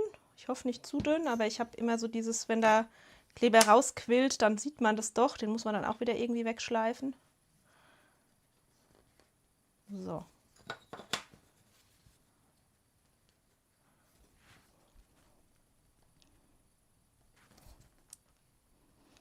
Ich gebe jetzt einfach von Hand noch mal ein bisschen Druck. Ich denke, das langt dann hier eigentlich auch schon. Dann können wir die Dreierteile auch gleich noch zusammenkleben.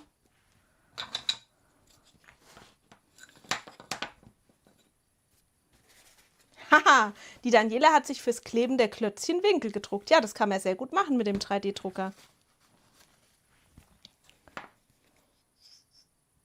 Wenn ihr da irgendwann mal Wünsche, Ideen für Tools habt, irgendwas, was ihr nicht irgendwo schon gefunden habt, was es nicht einfach so gibt, immer her damit. So technische kleine Helferlein, da bin ich auch immer am Start. Und ich habe noch so viele von den Klötzchen, dass sich das auch für mich noch lohnt.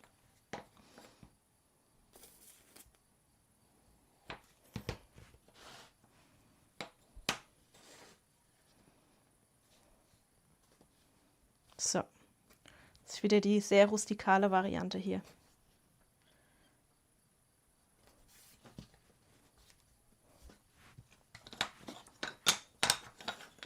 So, und dann kann ich auch gleich nochmal den 3D-Kleber zücken, den hatte ich ja vorhin auch schon bei der Hand. Für das Einkleben ins Plastik. Da würde ich jetzt persönlich eher nicht nur Holzleim nehmen, da nehme ich dann lieber den 3D-Kleber dafür, weil ich denke, dass mir der Holzleim wahrscheinlich auf dem PLA nicht so toll haften wird.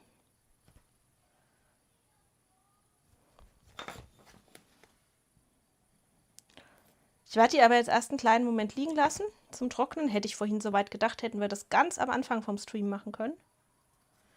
Aber ich wollte natürlich wieder mit dem Plotter-Thema anfangen, nicht mit dem 3D-Druck-Thema, dass alle, die keinen Bock auf 3D-Druck haben, dann einfach gehen können, ohne das Gefühl zu haben, dass sie was verpassen.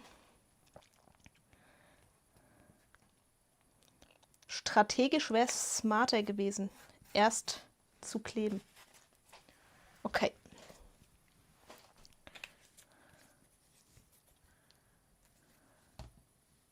Am Raster ausrichten, ja, gell? Für die Monks eigentlich schon. Ja, und hier merkt man jetzt wieder, dass das Klötzchen in sich so eine kleine Rundung hat. Wenn ich auf der einen Seite drücke, geht der Spalt auf der anderen Seite auf. Also so diese Bastelklötzchen sind toll, aber sie sind für Menschen mit einem ausgeprägten inneren Monk auch manchmal eine kleine Herausforderung. So.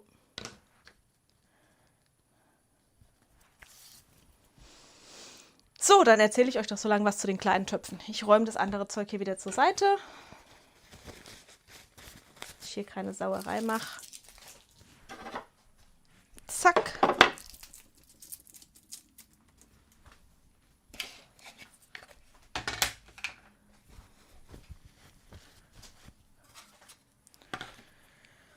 Und da bin ich eigentlich auch wieder nur für mich eskaliert. Und da dürft ihr mir gerne noch sagen, ob ihr das überhaupt haben wollt oder nicht. Ich habe Mini-Töpfe gedruckt. Ich habe sie ja gerade schon hier hingestellt. Kleine Mini-Töpfe, weil wir demnächst eine Feier haben. Und eigentlich haben wir sonst bei Feiern manchmal auch einfach wirklich Schnittblumen dastehen. Ich wollte diesmal aber ausnahmsweise mal keine Schnittblumen, sondern ich habe mir überlegt, dass ich diesmal, wo ich jetzt ja gerade im Blumentopf 3D-Druckrausch bin, mir lieber selbst süße kleine Blumentöpfe für süße kleine Mini-Pflanzen drucke. Guck mal, sind die nicht putzig? Oder sind sie noch ein Mühe zu groß, um putzig zu sein? Ich zeige es euch gleich nochmal auch von der Seite.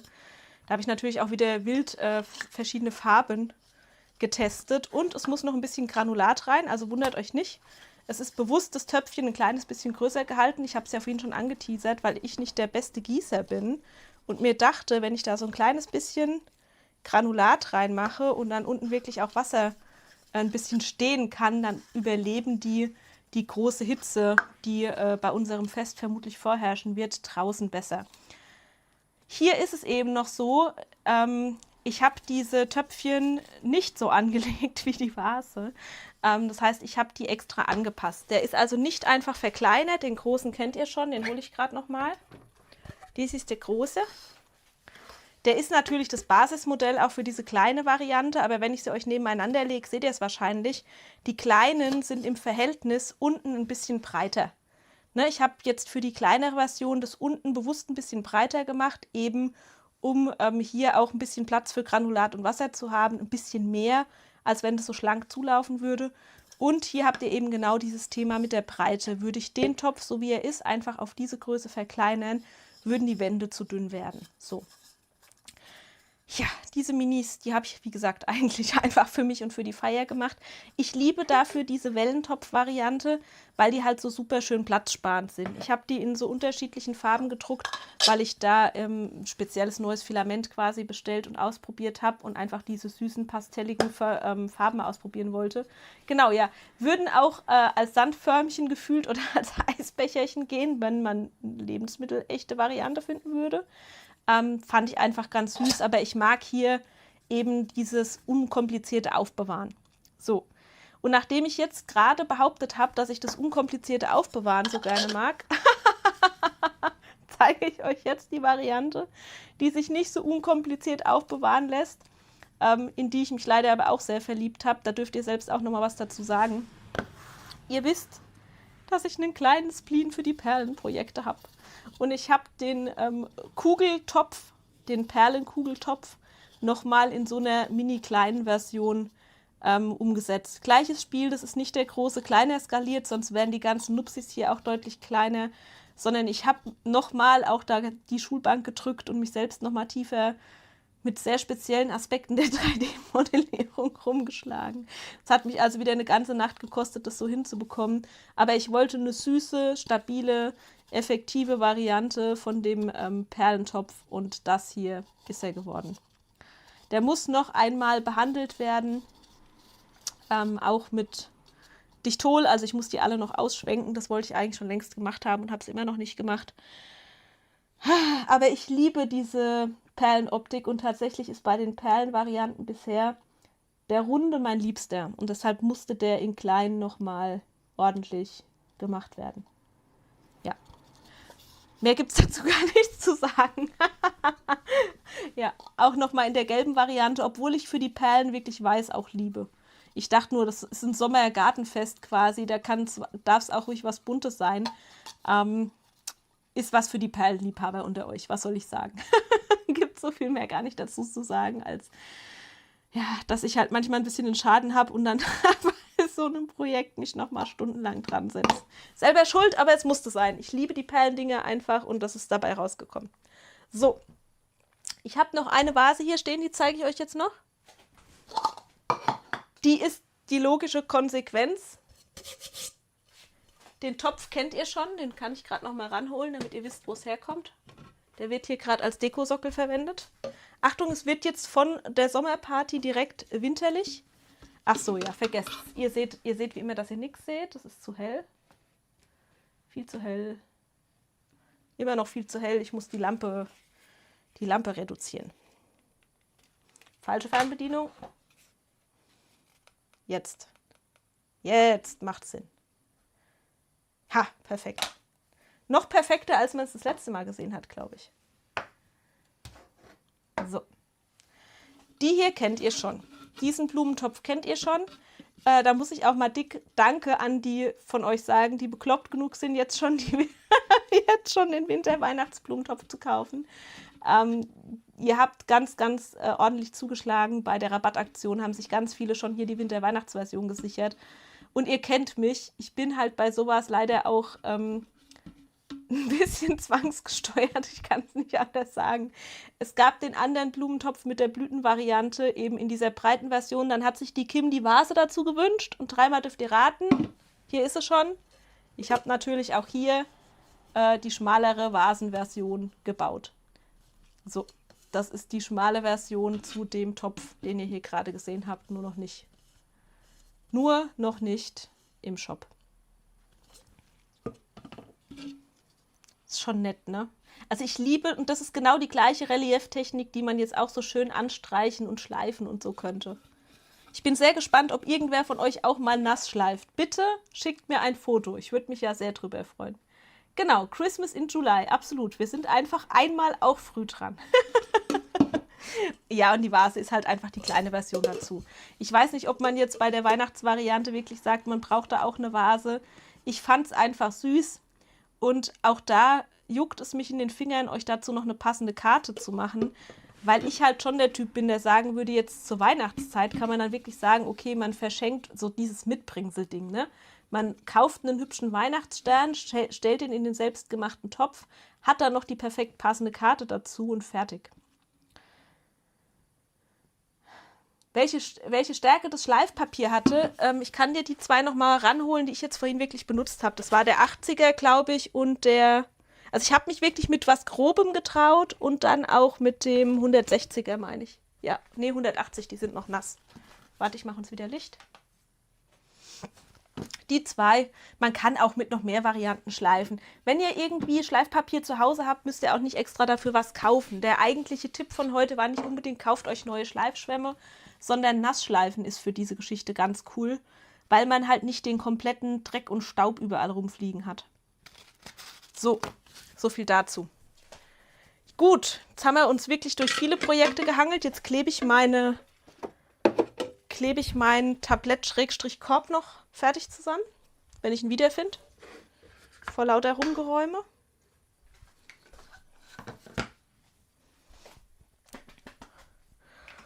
Und dann freue ich mich, dass wir heute doch so viel geschafft haben. Eigentlich hätten wir auch noch bestimmt 70 Kundenfotos. Ich frage mich nur, ob wir die heute noch angucken. Oder ob wir dann doch langsam müde sind. Entschuldigung.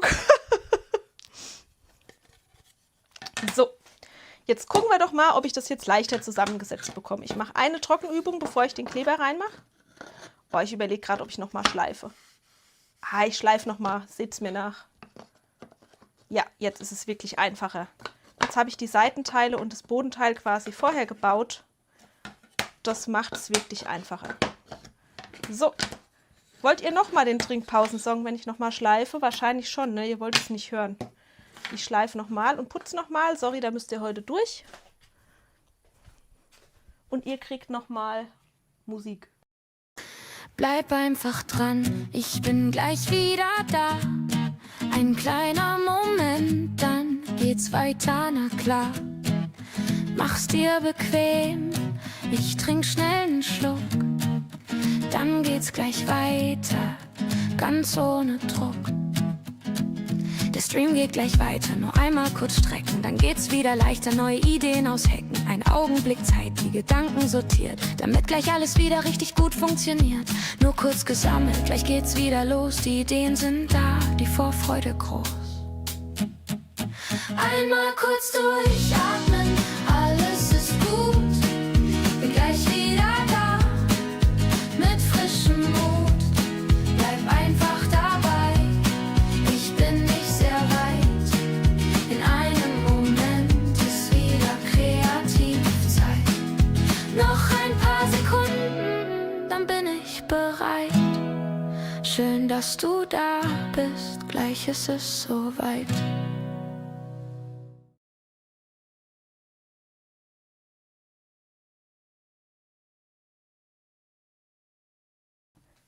Christian findet die Schleifgeräusche beruhigend. Das freut mich, dass dir dann der Trinkpausensong lieber ist, damit du nicht einschlummerst. Das ist witzig. Ach ja, ist schon schön hier mit seinen Pappenheimern. Ich habe euch wirklich schon vermisst. Es war wirklich Zeit, dass es jetzt endlich mal wieder einen Stream gibt. Allerhöchste Eisenbahn. So, kurze Entstaubung. Und falls das eigentlich vorhin die Frage war, das war jetzt ein 320er. Also auf dem Holz bin ich mit einem sehr feinen Schleifschwamm unterwegs. Falls sich das eigentlich um das Holz gedreht hat.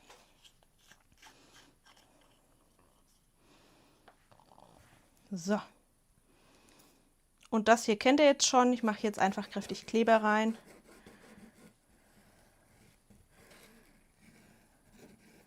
Brauchen wir auch gleich den Holzleim nochmal, weil ich die Kanten ja noch miteinander verleimen muss.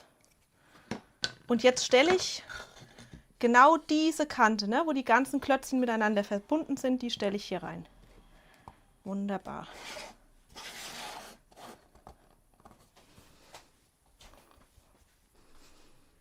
So, Holzleim.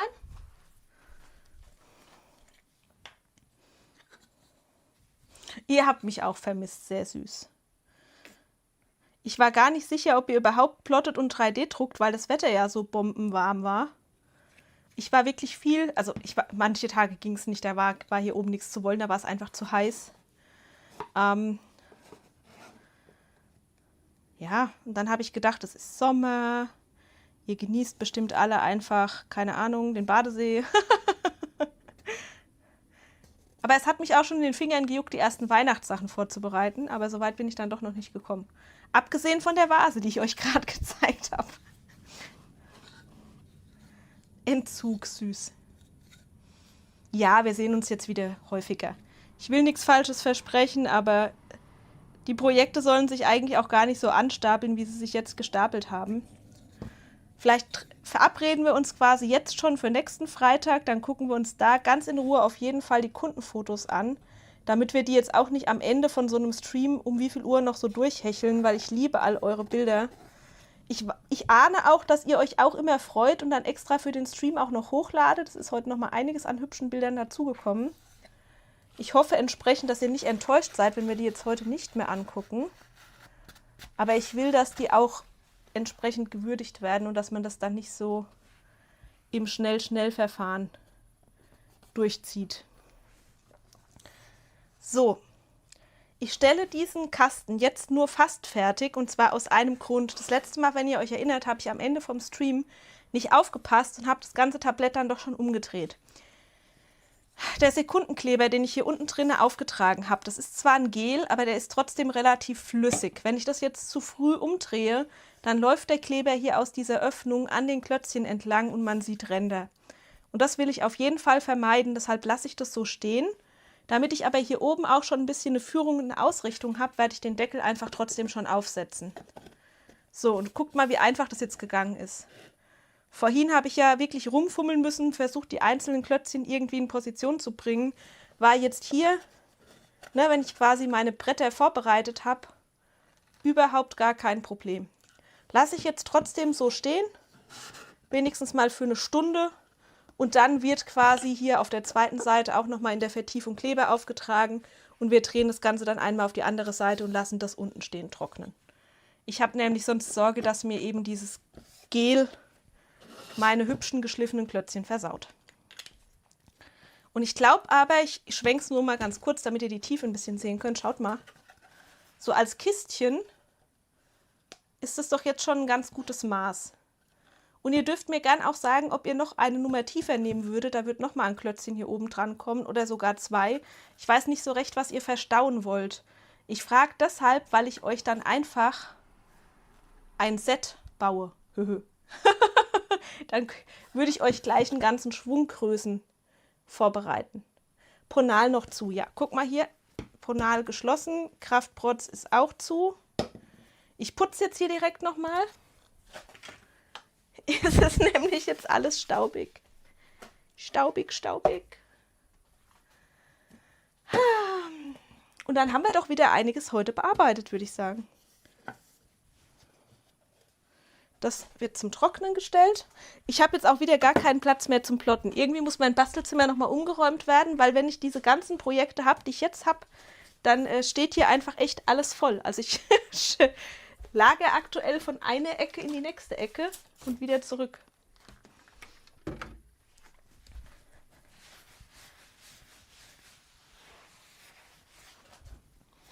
So. Ja, stapelbar habe ich auch schon drüber nachgedacht. Ich würde stapelbar auch cool finden. Dann, das können wir noch mal ganz kurz zusammen überlegen. Dürft ihr gerne noch mal Input geben. Dann müssen wir die Grundform aber noch mal ein bisschen anders machen. Warte. Kann ich vielleicht an dem Teil zeigen, das zu klein geworden ist, an diesem hier. Stapelbar würde jetzt theoretisch funktionieren, wenn man unten keine gerade Kante dran macht, sondern auch bogenförmige Füße.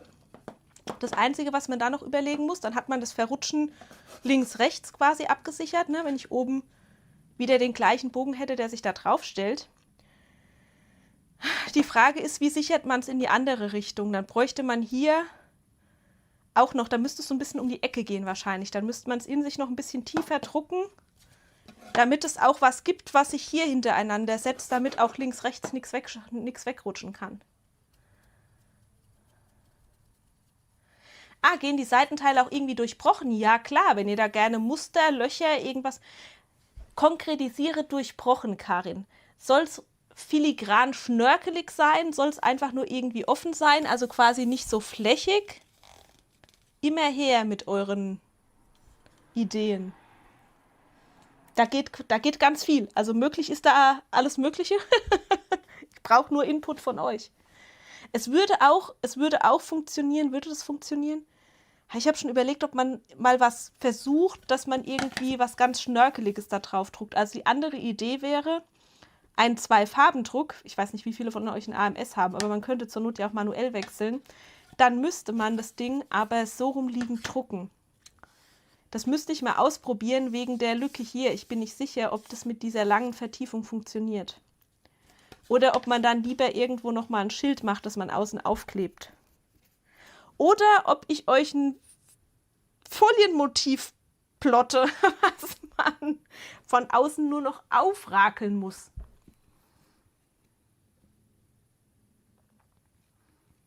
Ach so, Martina schreibt, oder eben keinen Bogen, gerade Kante. Ja, Martina, gerade Kante geht theoretisch, aber dann braucht man auch wieder irgendeine Führungsecke, ne? Und dann braucht man irgend so ein kleines Nupsi, was dafür sorgt, dass der Kasten dann trotzdem nicht vorne, hinten, links, rechts verrutscht. Der Bogen ist eigentlich gar nicht so unpraktisch, weil der elegant absichert.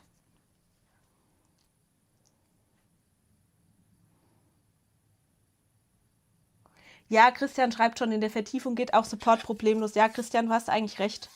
Theoretisch könnte man hier einen Support reindrucken, den bricht man nachher einfach raus. Ich bin immer noch von der alten Schule. Ich versuche immer noch jede Art von Support zu vermeiden.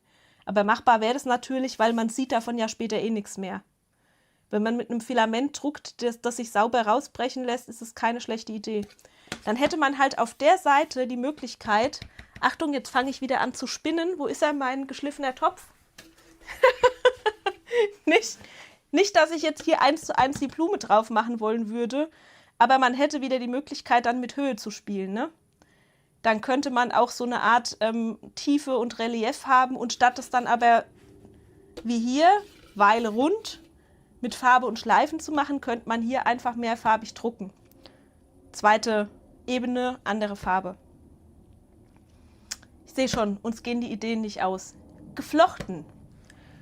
Das wäre mal eine neue Herausforderung für mich. Das finde ich eigentlich eine coole Idee. Oh Gott. Warum habe ich euch gefragt? Da macht man doch immer gleich so ein Fass ohne Boden auf. Ich liebe eure Ideen. Immer her mit euren Ideen. Ich freue mich total darüber. Geflochten würde ich auch cool finden. Ich frage mich noch, wie man das gescheit mit dem Holz verbindet, aber wenn man das aus so einer Naturfarbe druckt, wäre das bestimmt auch ziemlich schick. Ja. Okay.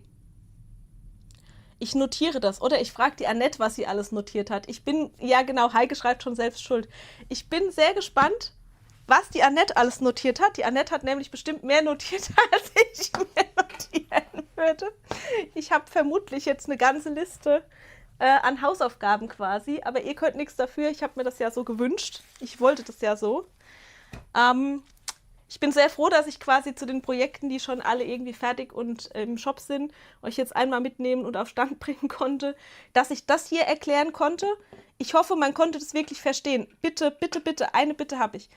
Wenn gerade bei diesen ganzen Basisthemen irgendwas unklar ist, fragt mich immer. Fragt mich bitte immer gern. Ich nämlich immer unsicher bin, ob ich es gut genug erkläre, dass es dann am Ende auch wirklich jeder versteht. Und diese ganzen Techniksachen, die spielen halt einfach in gute Ergebnisse mit rein. Und ich versuche das immer so transparent wie möglich zu machen. Gut. Wie spät haben wir es denn? Spät. Das sind schon wieder 2 Stunden, okay. Also dann sehen wir uns nächste Woche Freitag auf jeden Fall, um eure wunderschönen Kundenfotos anzugucken. Da sind nämlich ganz, ganz viele tolle Sachen dabei. Ich probiere zwischendrin mal, ob mir noch irgendwas einfällt zu dieser Kisten-Kasten-Geschichte.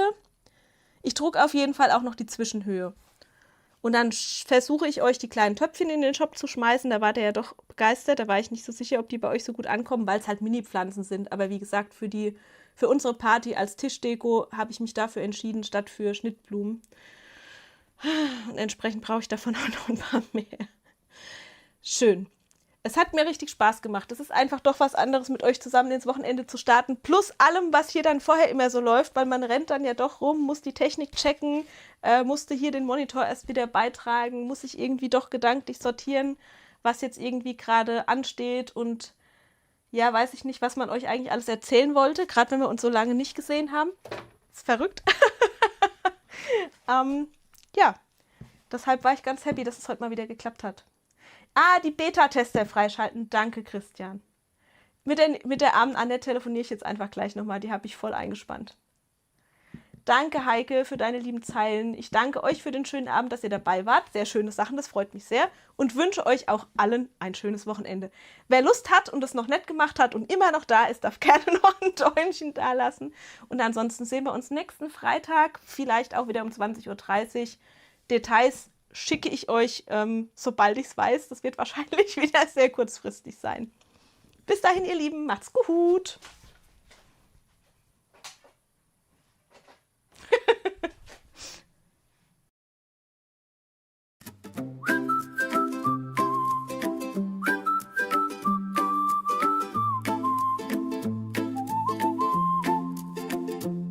Vielen Dank, ihr Lieben, der Stream ist vorbei. Mit Miriam kreativ und auch ihr wart mit dabei. Voller Herzblut, Freude und Kreativität. Es ist echt der Wahnsinn, wie schnell die Zeit vergeht. Inspiration getankt, wir haben viel gesehen. Doch jetzt wird es langsam Zeit, Richtung Bett zu gehen. Es war ein schöner Abend, durch euch wurd's bunt und heiter. Drum sag ich bis zum nächsten Mal, dann basteln wir schon weiter. Gemeinsam basteln und lachen, Freude teilen und Neues schaffen. Bleibt inspiriert.